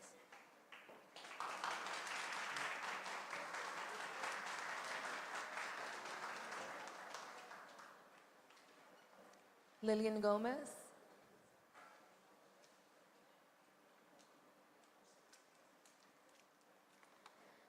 Buenas tardes. Mi nombre es Lilian. Nosotros, Kelvin Sandoval y Lilian Gómez, somos los padres de Abraham Sandoval. Él asiste a la primaria Washington. La ley estatal de Nueva Jersey prohíbe suspensiones y expulsiones, con ciertas excepciones limitadas, de estudiantes matriculados desde preescolar hasta segundo grado. Deseamos haber tenido esta información antes, pero estamos agradecidos de tenerla ahora. Fíjate que nuestro hijo Abraham fue enviado a casa en múltiples ocasiones debido a su comportamiento. Como padres hemos tenido que venir varias veces a la escuela para reunirnos con la directora. Después de esto buscamos la ayuda que Abraham necesitaba, pero incluso su psicólogo dijo que se supone que las escuelas deben estar capacitadas para manejar y reducir las conductas de los estudiantes. Él tiene 6 añitos. Sentimos que nadie intentaba conectarse con nuestro hijo hasta que llegó Miss Maggie. Él no se frustraba ni tenía rabietas sin motivo, pero parecía que nadie intentaba hablar o ayudar a Abraham. El colegio no nos dio estrategias. La única persona que intentó ofrecer algo de ayuda fue la enfermera. Nos dio un referido y nos ayudó a hablar con nuestro pediatra sobre qué estaba pasando. Ahí es cuando llevamos a terapia a Abraham. Fue enviado a casa el 29 de febrero del 2024 y nos informaron que no lo trajéramos de regreso a la escuela hasta el siguiente lunes, por lo que para nosotros fue suspendido debido a su rabieta en la escuela. Lo mismo ocurrió en marzo 14 del 2024. Mi hijo había golpeado a otro niño debido a un malentendido. Entiendo que se necesitan consecuencias, pero él está en primer grado. Estas situaciones podrían reducirse y enseñarle a comportarse mejor. Queremos trabajar en equipo. Se necesita un pueblo para criar a un niño, pero no nos sentimos así. Sentíamos que nuestro hijo se estaba portando mal y castigaba por ello, en lugar de brindarle ayuda y apoyo para tomar mejores decisiones. Pero nos dijeron que a partir de ese día, marzo 14 del 2024, teníamos que recogerlo todos los días a las 11:30 de la mañana, hasta nuevo aviso. Todo esto se debió a su comportamiento. Afortunadamente, las medidas, esto duraron una semana. Llegó la nueva maestra de Abraham. Tenía mejores habilidades y más interacciones conductivas con la situación. Que llegaba la maestra en marzo. Descubrir lo que le hicieron a Abraham y a nuestra familia quizás no esté permitido es desilusionante. Sentimos que el hecho de que tal vez no conozcamos las leyes de este país fue algo utilizado en nuestra contra. Sabemos de 2 padres que han sido tratados de la manera similar. Todos los hispanos, latinos, se supone que las escuelas deben estar dirigidas por profesionales que se preocupan por mejores intervenciones y el mejor interés de nuestros niños. ¿A quién le convenía que mi hijo perdiera 3 horas de escuela, incluidas las lecciones de matemáticas, durante una semana? Ciertamente no a él. Creo que la directora lo había mantenido fuera por más tiempo. Gracias. Si su nueva maestra. Le voy Gracias. a pedir a usted, señora Gómez, y a la señora Vides, si me pueden entregar de donde leyeron para yo tenerlo y poder. Gracias. Se lo pueden pasar a ella. Muchas gracias.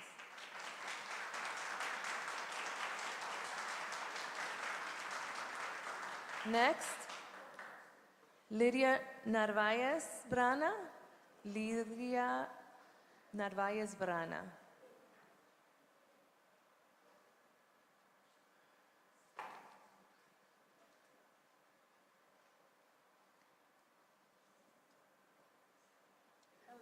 I don't have a letter, but I'm just going to speak up. So I'm Paola Canasto's mother. She's been in Washington Elementary School since kindergarten. She's been in Washington Elementary School since kindergarten. She used to be a very loving little girl. She used to be happy when it was time to come to school. She loved her teachers loved her back, even the staff member as well. As soon as Ms. Ingram came into the picture, she's been very scared to go to school. She has been blamed for a lot of things in school. Ms. Ingram has never called me when Paola has gotten hurt. My daughter's peanut,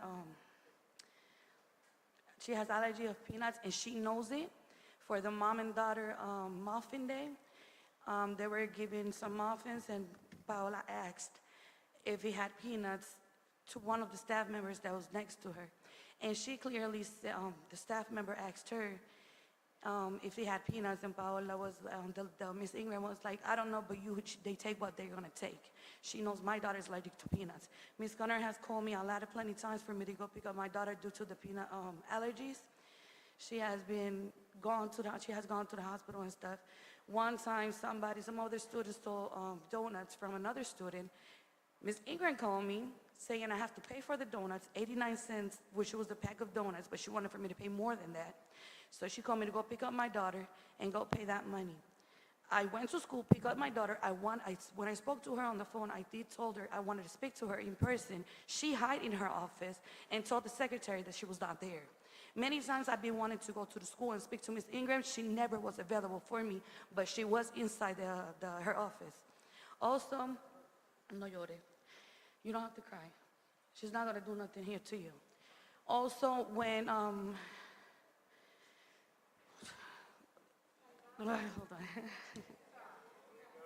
Date quieta, mami, que no te va a pasar nada. They're here to protect you. That's what we're all here for, to protect you and other kids from people Tranquila, like mi that. amor. No pasa nada, bonita, no llores.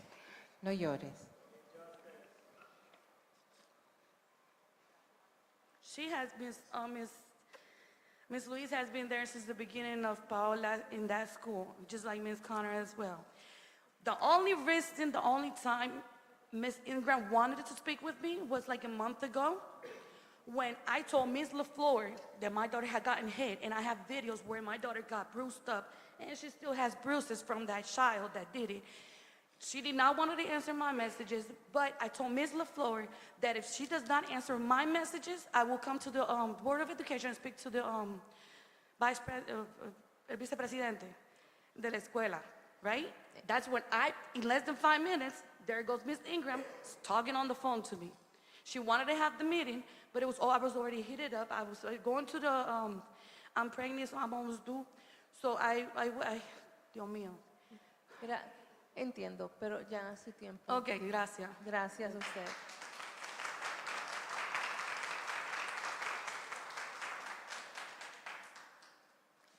Clara Mayorga.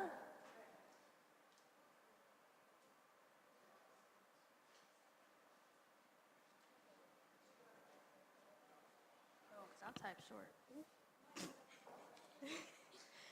Okay, so I came here to speak for Paula Carastu, who she's my sister.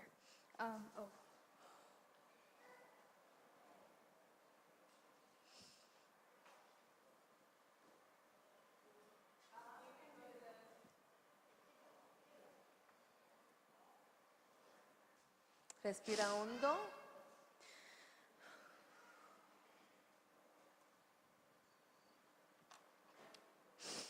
So Paula's been abused a couple times at school, and the principal will never do nothing about it.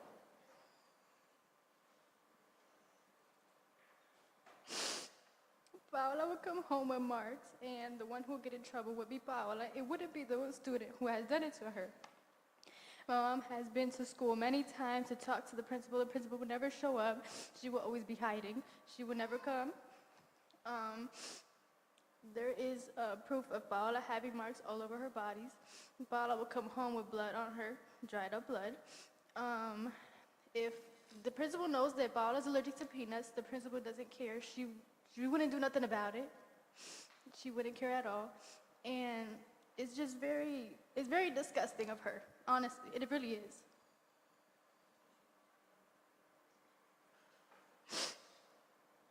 And the fun day is also something that is for the students. They should all have an experience. They're little kids. And the kindergartners didn't get to graduate because she canceled it. The third graders didn't get the promotion because she also canceled it. She's just very unprofessional, and all she does is care about herself. And really, that's very disrespectful because they're little kids and they should have their moment. They should have fun. And that's all I gotta say. Thank you, hon.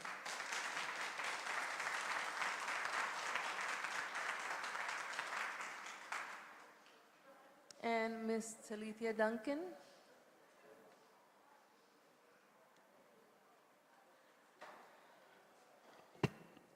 Good evening. So I originally had a different speech planned. However, in light of what you have already heard, I am going to echo that times 10. I have come to this podium to say that we have been collaborative. We are willing to work.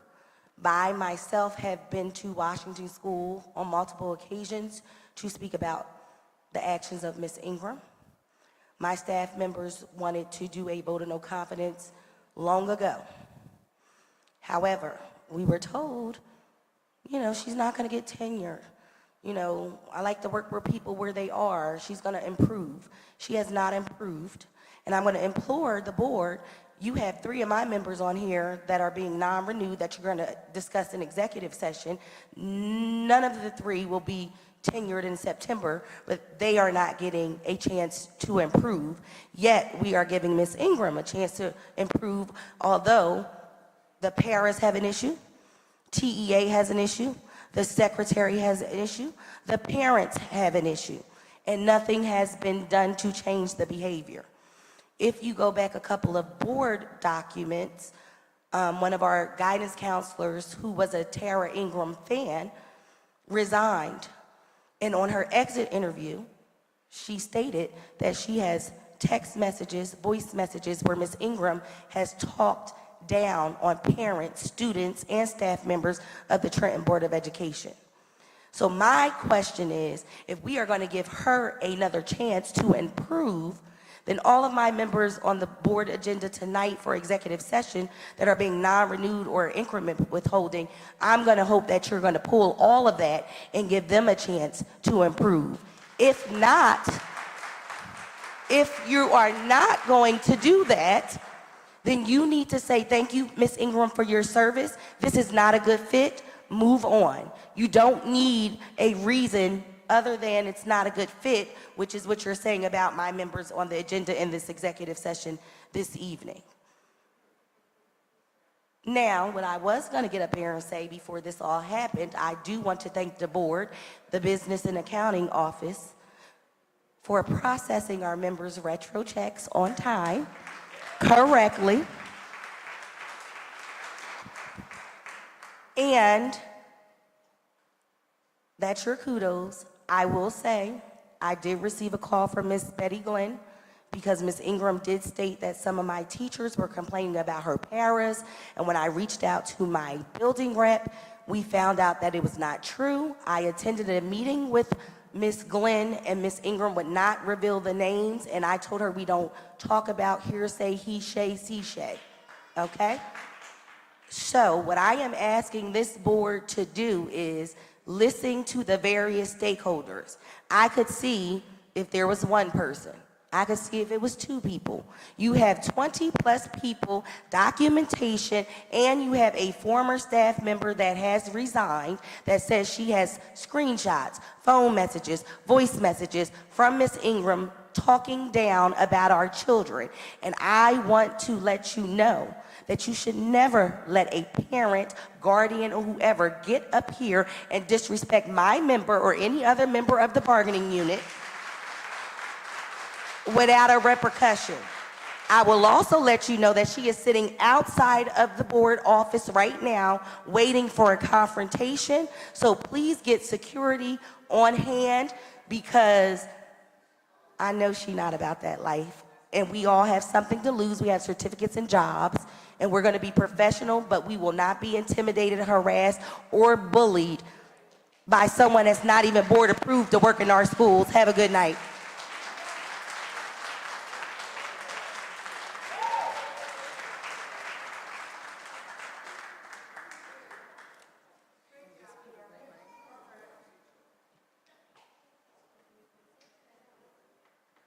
Thank you. That brings us to a close to public comments.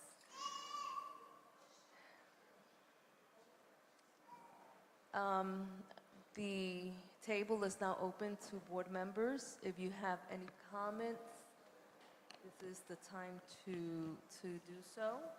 I have some. Yes. Okay, I just want to say I have been to a few events this past month and was really impressed by a few of them. First, I want to thank the high school for putting on a wonderful senior awards night this year. A lot of money was given away to the students, and it was very impressive to see where the school, what schools kids are going to. I also want to comment on the Capital City Rowing Association event over at Sykes Academy on Saturday. Those parents came in there to support their kids, but had no idea what was going to happen and how encouraging everybody was to these students that had worked so hard. And to see, I would like to see this program expanded to all the schools so the kids can participate, and especially get more boys involved. You know, there were, I think, about 6 boys doing it, but it's a sport for men too. And these obscure little sports have a lot of money to give to kids to go to college. And a parent of 2 athletes, you know, my kids, half my kids' tuition was paid by the schools because they played a sport, and that was D3. So the money is out there. It's a way to get your education a lot cheaper than advertised. So I encourage people to support this program, and I'd like to see it continue. I also want to thank TEA for an invitation to their picnic. The food was lovely, and thank you for inviting me. And just to let everybody know that a thing Mo is running tonight at 7:30 for the finals for the Olympic trials. So, and that's all I've got. Yes. Today. Thank you. Any other board member?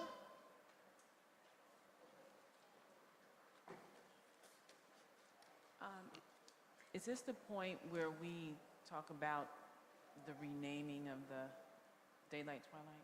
Not at this point? No. Okay. That will be board consent. Okay, good. Okay.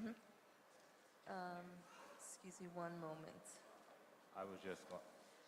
Yes, please. I was just going to wish everyone a happy Men's Mental Health Awareness Month and happy Pride Month. I think those two things are very important, especially in the work of our district and developing the whole child and a holistic community. And I think that it's nice that, we, especially the city this year, did some acknowledgement with the flag raising in an event on Saturday downtown for Pride. And especially on the backdrop, remembering that it's Mental Health Awareness Month, making sure that we're conscious about, acknowledging and having conversations around people's, especially when it comes to men and men of color, the stigma around mental health. So I just want to wish everyone a happy month when it comes to those things. Just one important point. I think that's very important that the community recognize a few things about our position as board members. We have one employee that we hire as the superintendent. At our business meetings, which are this meeting right here, board meetings, even though we have public comment, as a board, we cannot speak or address those particular issues or concerns with the public directly, because this is a public meeting, and we are bound by the Code of Ethics not to do certain things.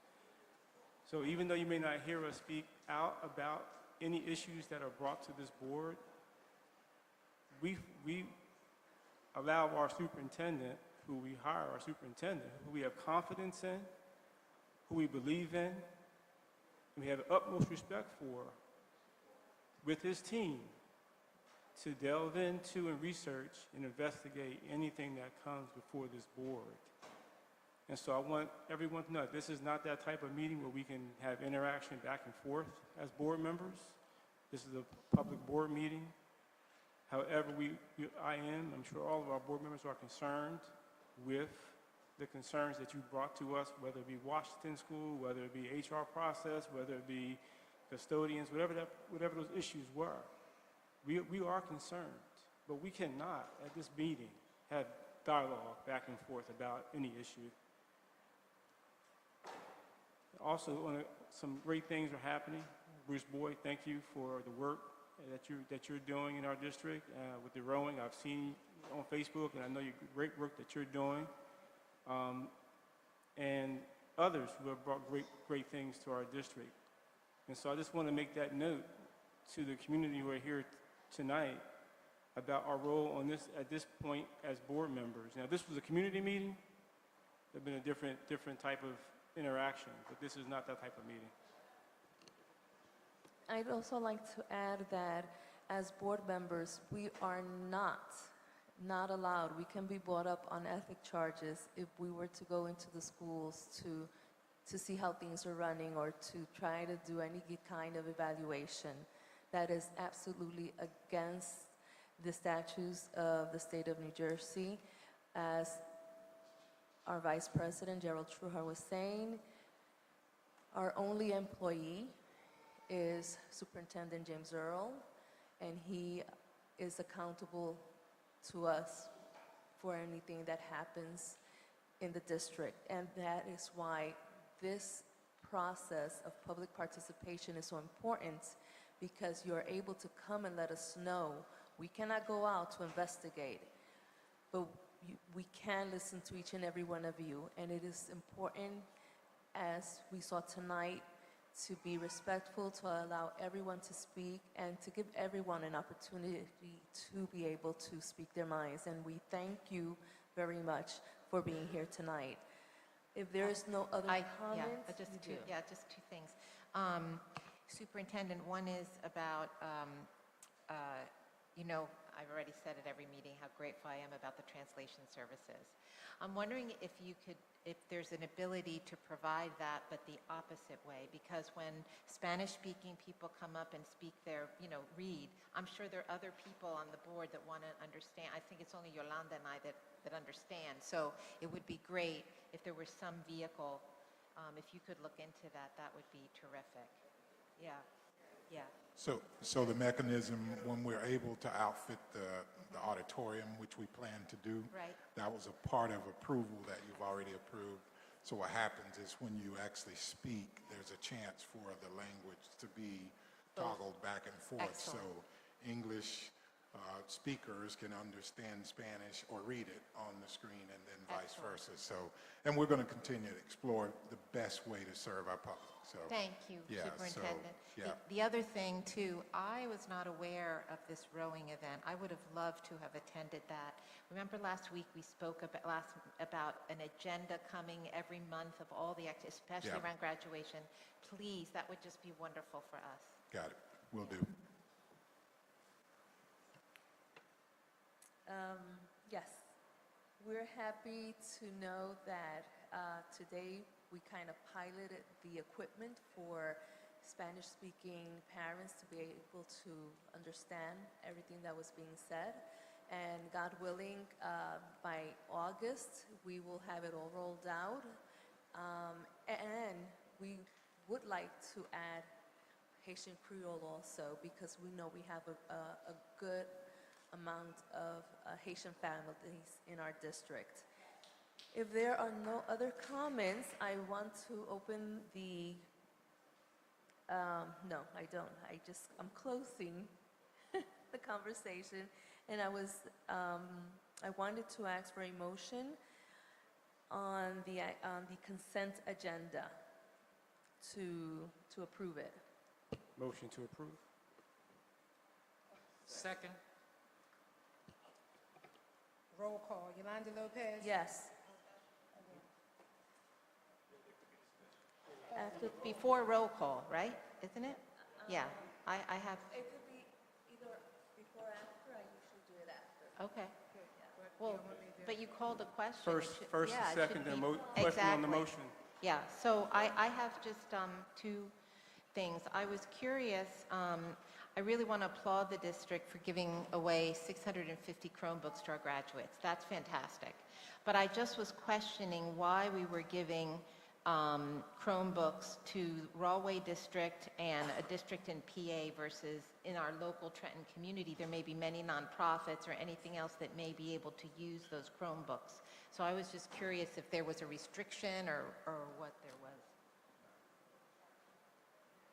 No, there are no restrictions. So I think what you see here, I know we partnered, gosh, I don't know when, with a local group doing some technology, beat code, break something, Yeah, beat Trenton code. Coders or something. So we donated several to them.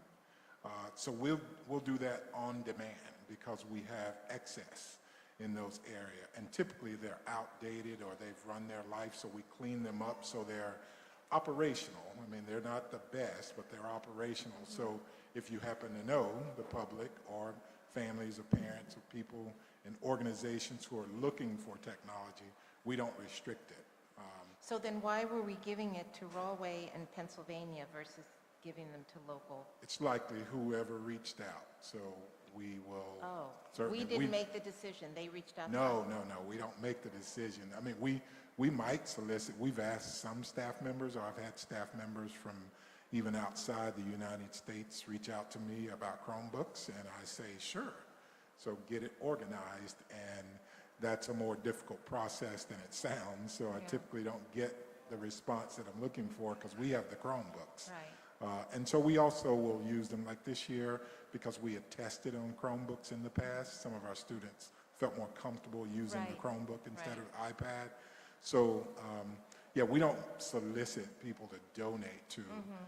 If we have them, it's kind of a slow rollout of, if you know people, just tell them to reach out to So maybe my it's office. important that the community know that we do have Chromebooks that we can donate, especially for nonprofits, Yeah. after school programs, things like that. We try to keep it local if we can.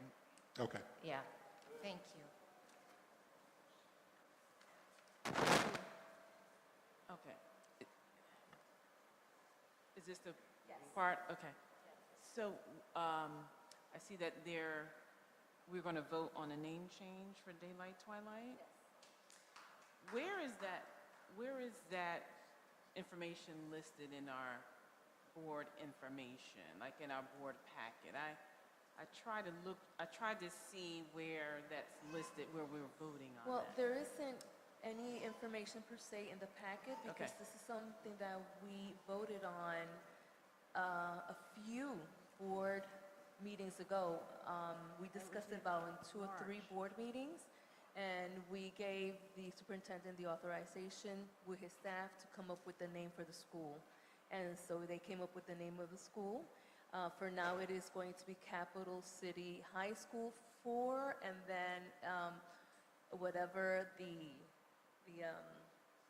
the other part is going to be depends on the curriculum that they're getting together. So it could be Capital City High School for Entrepreneurship, Capital City High School for Civic Education, Diplomacy, whatever small community we're going to establish there.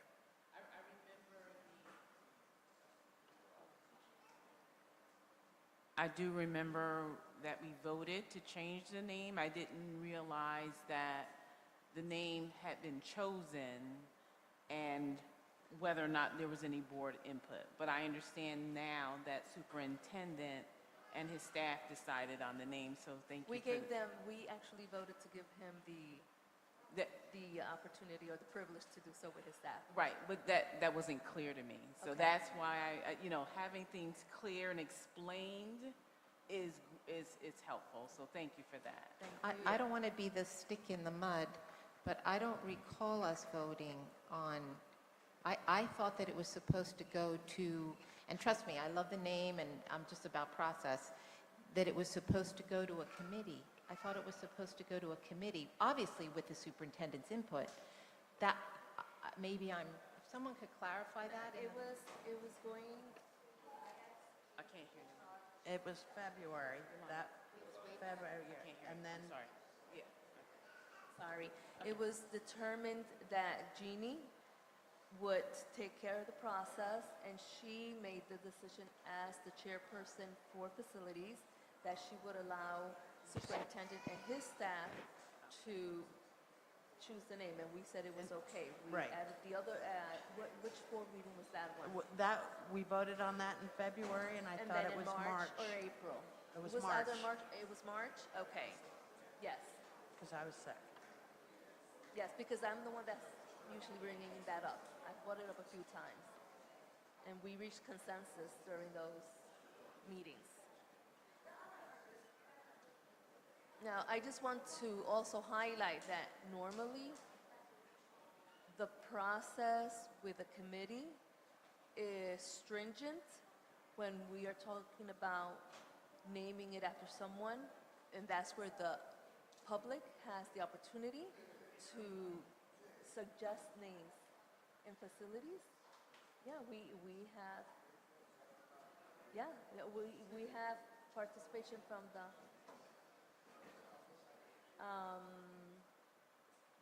I would have to look at the policy to see exactly where it's at, but yes, that's what we said in February, and that's why we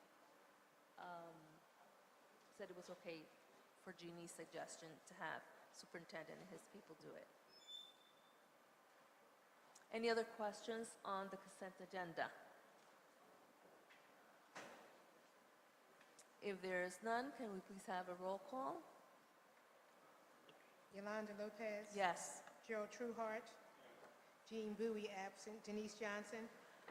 I must recuse myself from any partnership or collaboration with the Department of Children and Families. Otherwise, I say yes. Jeannie Weeklam. Yes, and with standing all grant related. Correct. Yes. Addie Daniels Lane. Yes. Sasa Matanya. Yes.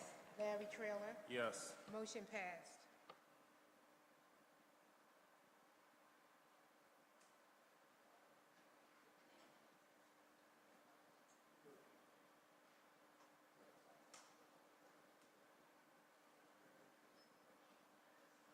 Thank you for bearing with me. I misplaced one of my sheets here that I need to read from. At this time, we will be retreating into executive session, whereas the Open Public Meetings Act, codified as NJSA 10:4-6, permits the exclusion of the public from a meeting under certain circumstances, and whereas the Trenton Board of Education is of the opinion that such circumstances presently exist indicated as follows: any material considered confidential by federal law, state statute, or court rule, any pending or anticipated litigation or contract negotiations to which the board is or may become a party to, and any matter falling within the attorney-client privilege to the extent that confidentiality is required to preserve the attorney-client relationship and allow the attorney to exercise his/her ethical duties as a lawyer. In matters captioned invoices, settlements, board grievance committee decision, increment withholdings, administrator contracts. Now there be it resolved by the Trenton Board of Education, County of Mercer, State of New Jersey, that an executive session will be held on June 24th, 2024, for the statutorily permissible purposes indicated in this resolution. Be it further resolved that action may be taken by the board when it reconvenes in open session. Be it finally resolved that the minutes of the executive session with regard to the above subject matter shall be disclosed to the public at a later date, and to the extent that the same is not prejudicial to the interests of the parties involved, no longer adverse to public interest, or does not endanger any individual's right to privacy. Meeting adjourned. No? Oh, I'm so sorry. Meeting to go into executive session. Motion. So moved. Oh, second. I'm still in 2014, don't you know? Okay, roll call. Roll call? Yolanda Lopez. Yes. Gerald Trueheart. Jean Bowie absent. Denise Johnson. Austin Edwards. Yes. Jeannie Weeklam. Yes. Addie Daniels Lane. Yes. Sasa Montagna. Larry Trailer. Adjourn to executive session. Time is it? 7:53. Wait a minute. Can we let the meeting be over? Y'all can't be right up here. Okay, James.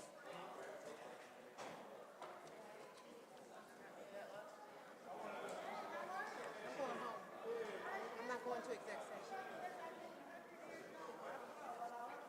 I'm not going to exec session. I don't feel like business. I was trying to travel, take care of my family. I got family, so I take care of them. And I just do me. They just asked me to come out for it tonight, so I'm here. Other than that, I'm out of my own. No more union, no more, no more nothing. Just me. But I love it. Yeah, I love it. And I'm doing community work, civic association, trying to keep our community beautiful. You know, we got a lot of commercial cars off the street and so forth and so on. All right, you're looking good, girl. All righty. Yeah.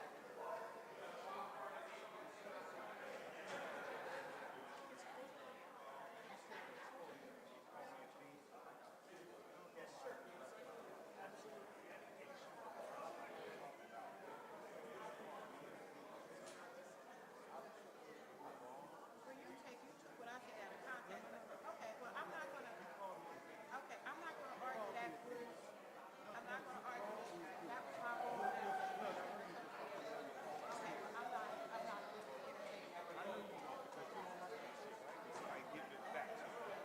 No.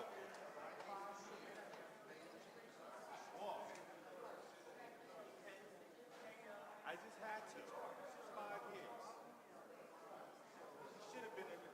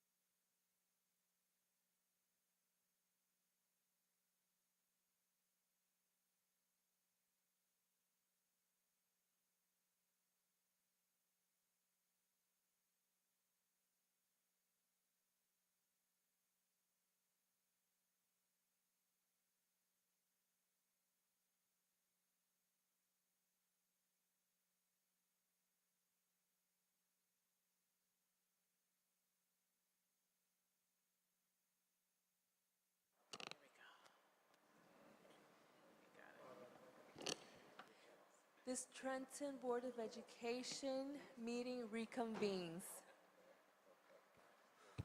Okay, so I just want to alert the board that we just emerged from our executive session conversation. We discussed a lot of employee matters. One employee who was subject to a rice notice did request that we discuss her matter in public. So right now, I just want to take the time to discuss the matter of Ms. Gwendetta Jones with the board. Ms. Gwendetta Jones is being recommended to have her increment withheld. Ms. Gwendetta Jones has missed the entire year of work. She is now reported to working for an entire year. Part of her absences are due to a disputed workers' compensation claim. But workers' compensation has since released her and allowed her to recover, has stated that she's recovered and eligible to return to work. And Ms. Gwendetta Jones is not returning to work at all. And so she hasn't performed any service during the 23-24 school year, and therefore we're recommending that her increment be withheld. How long ago was she, to the microphone? Sorry, how long ago was she cleared to return to work? Do you know? I want to say 2 or 3 months ago, I believe, but let me be certain.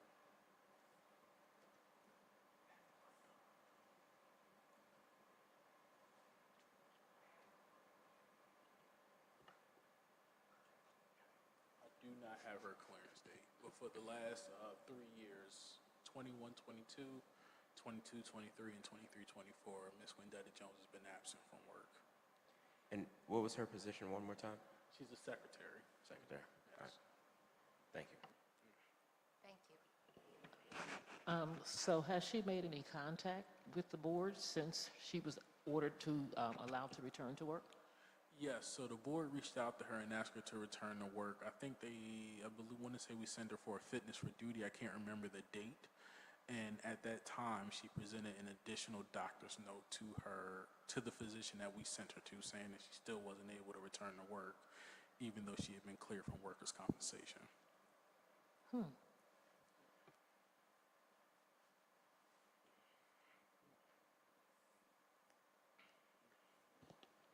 If there are no more questions, who would move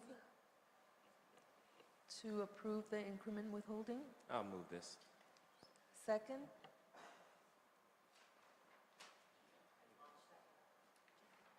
Jeannie, seconds.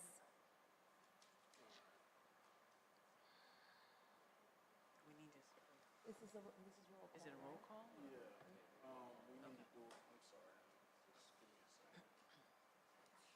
second. Who moved it? Here you go. I'm seconding. No, but Jeannie second. All right, roll call. Yolanda Morero-Lopez. Yes. Gerald Trueheart. Yes. Eddie James Lane. Yes. Austin Edwards. Yes. Denise Johnson. Yes. Sasa Latanya. Yes. Gina Weaver. Yes. Larry Trailer. Yes. Motion passed. that was all of them, right? Yeah, I think I got it. May I have a motion on RB? I motion. Motion. I second. Just clarify the motion. The motion to approve the increment withholding in the matter of RB. Larry and Yes, I Eddie. motion. All right. Roll call. Yolanda Morero-Lopez. Yes. Gerald Trueheart. Gene Bowie absent. Addie Daniels Lane. Yes. Austin Edwards. Yes. Denise Johnson. Sasa Montagna. Yes. Jeannie Weakland. Yes. Larry Trailer. Yes. Motion passed. Why do I feel like I'm missing somebody?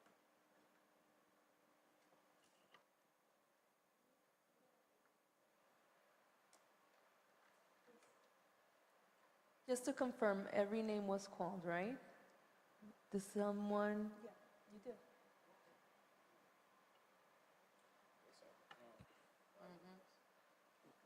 Next motion. May I have a motion on the increment withholding for YDC?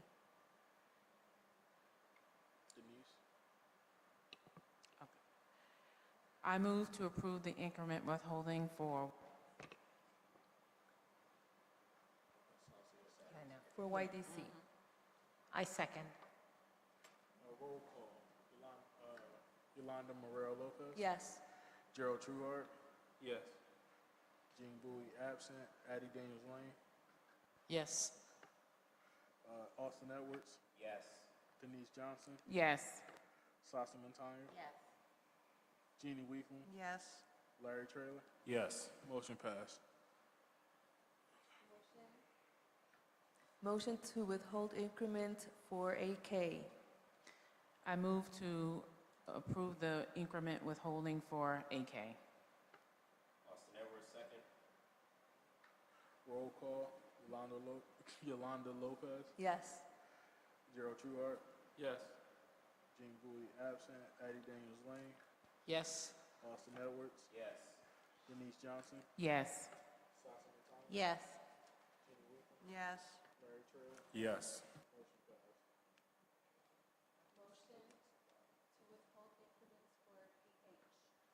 Austin Edwards, I move that we withhold the increment for PH. Second. All right. Roll call. Yolanda Morel Lopez. Yes. Gerald Trueheart. Yes. Jean Bowie absent. Addie Daniels Lane. Yes. Austin Edwards. Yes. Denise Johnson. Yes. Sasa Montano. Yes. Jeannie Weekman. Yes. Larry Trailer. Yes. Motion passed. May I have a motion to withhold increment for SM? Yes, I motion to do the increment withholding for SM. I second. Roll call. Roll call. Yolanda Lopez. Yes. Gerald Trueheart. Yes. Jean Bowie absent. Addie Daniels Lane. Yes. Austin Edwards. Yes. Denise Johnson. Yes. Sasa Montano. Yes. Jeannie Weekman. Yes. Larry Trailer. Yes. Motion passed. May I have a motion to withhold increments for TM? Make a motion to hold increments for TM. Second. Roll call. Yeah. Yolanda Lopez. Yes. Gerald Trueheart. Yes. Addie Daniels Lane. Yes. Austin Edwards. Yes. Denise Johnson. Yes.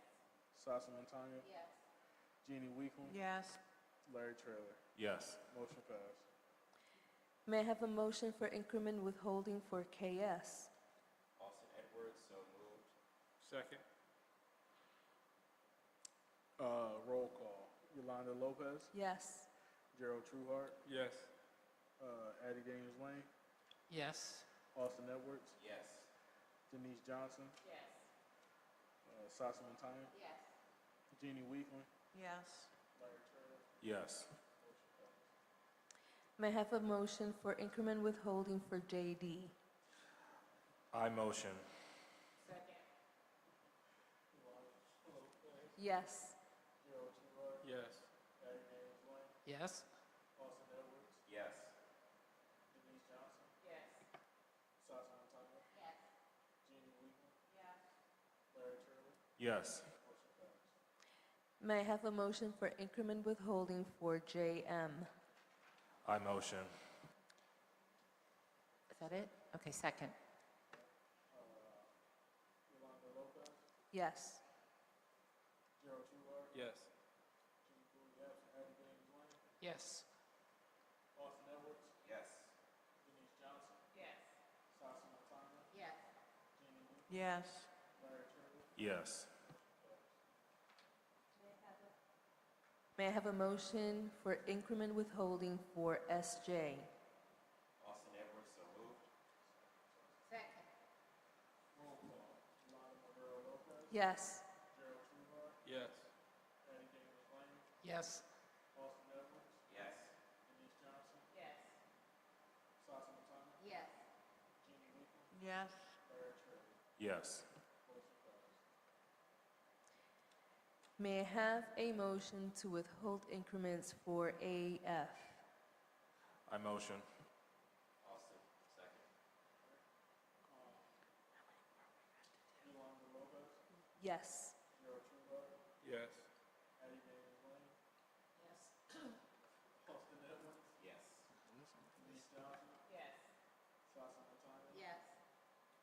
Yes. Yes.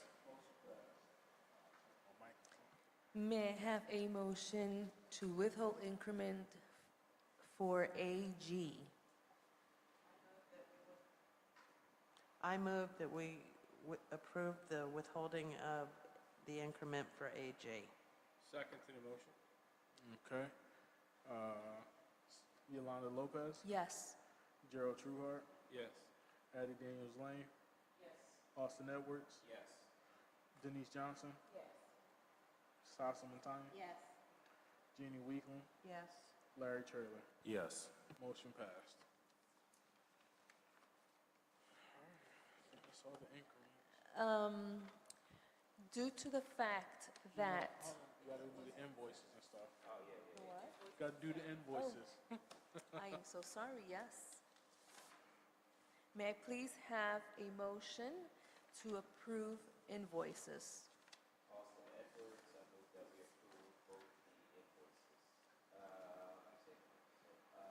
24781 and the legal services record.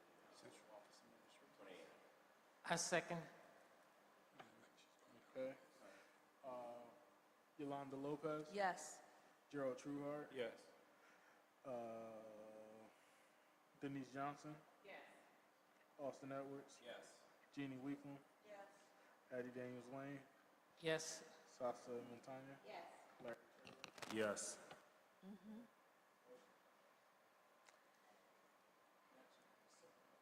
Yes. May I have a motion to settle NM and DS versus, I make a motion to settle NM and DS versus Trenton Public School District. Who's the second on that? Yes, second. Roll call, Yolanda Lopez, yes. Gerald Trueheart, Yes. Jean Bowie, absent. Denise Johnson, Austin Edwards, Yes. Jeannie Weekland, Addie Daniels Lane, Yes.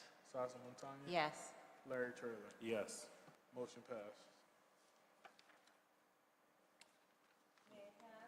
CW. May I have a motion to settle with CW? A motion to approve the settlement in the matter of CW. Austin Edwards, so moved. Denise Johnson, second. Roll call, Yolanda Lopez, Yes. Gerald Trueheart, Yes. Jean Bowie, absent. Denise Johnson, Austin Edwards, Jeannie Weekland, Addie Daniels Lane, Yes. Sasa Montano, Larry Trailer. Yes. Motion passed. And finally, may I have a motion to approve the administrator contracts? I So- So motion. moved. Sorry, who moved? I did. Okay, and Larry, of those. you, Oh, yeah. I'm Yeah, sorry. I did too. I'm so sorry. I withdraw that. no, you can keep it. Keep it. Just want to make sure we're all in order. So Sasa motion, I'll second. Bite here. I was just getting my head together. Roll call, Yolanda Lopez, Yes. Gerald Trueheart, Jean Bowie, absent. Denise Johnson, Austin Edwards, Jeannie Weekland, Abstain from. abstain from the contract related to Assistant Superintendent JR. Right. Okay. Addie Daniels Lane, Yes. Sasa Montano, Yes.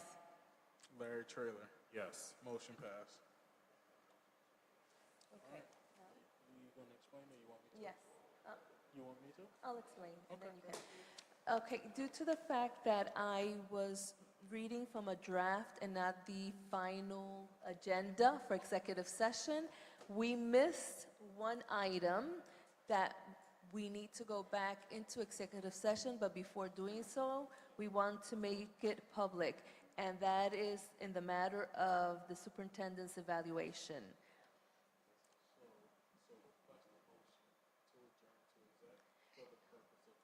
Okay, so at this time, I am requesting a motion to go back into executive session to discuss the evaluation. Second.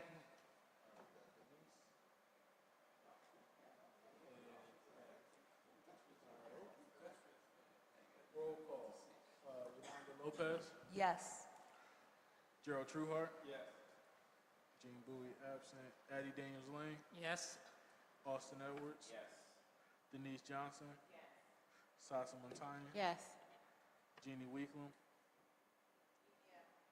Larry Trailer. Yes. Motion passed. Adjourn to executive session.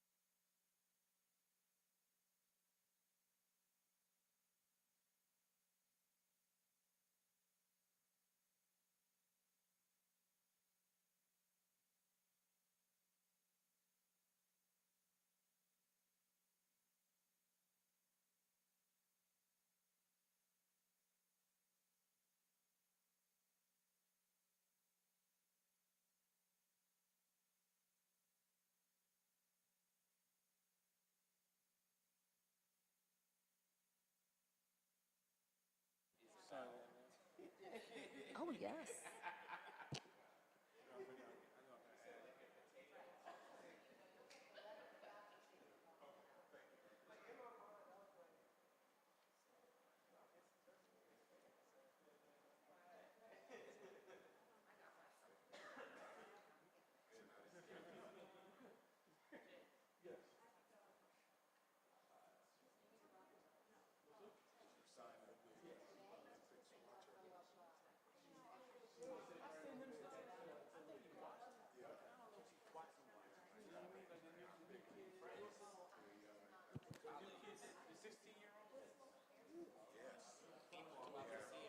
Motion to adjourn? All in favor? All opposed? Okay, the majority did not say aye. Okay. Meeting adjourned. Good night, everyone.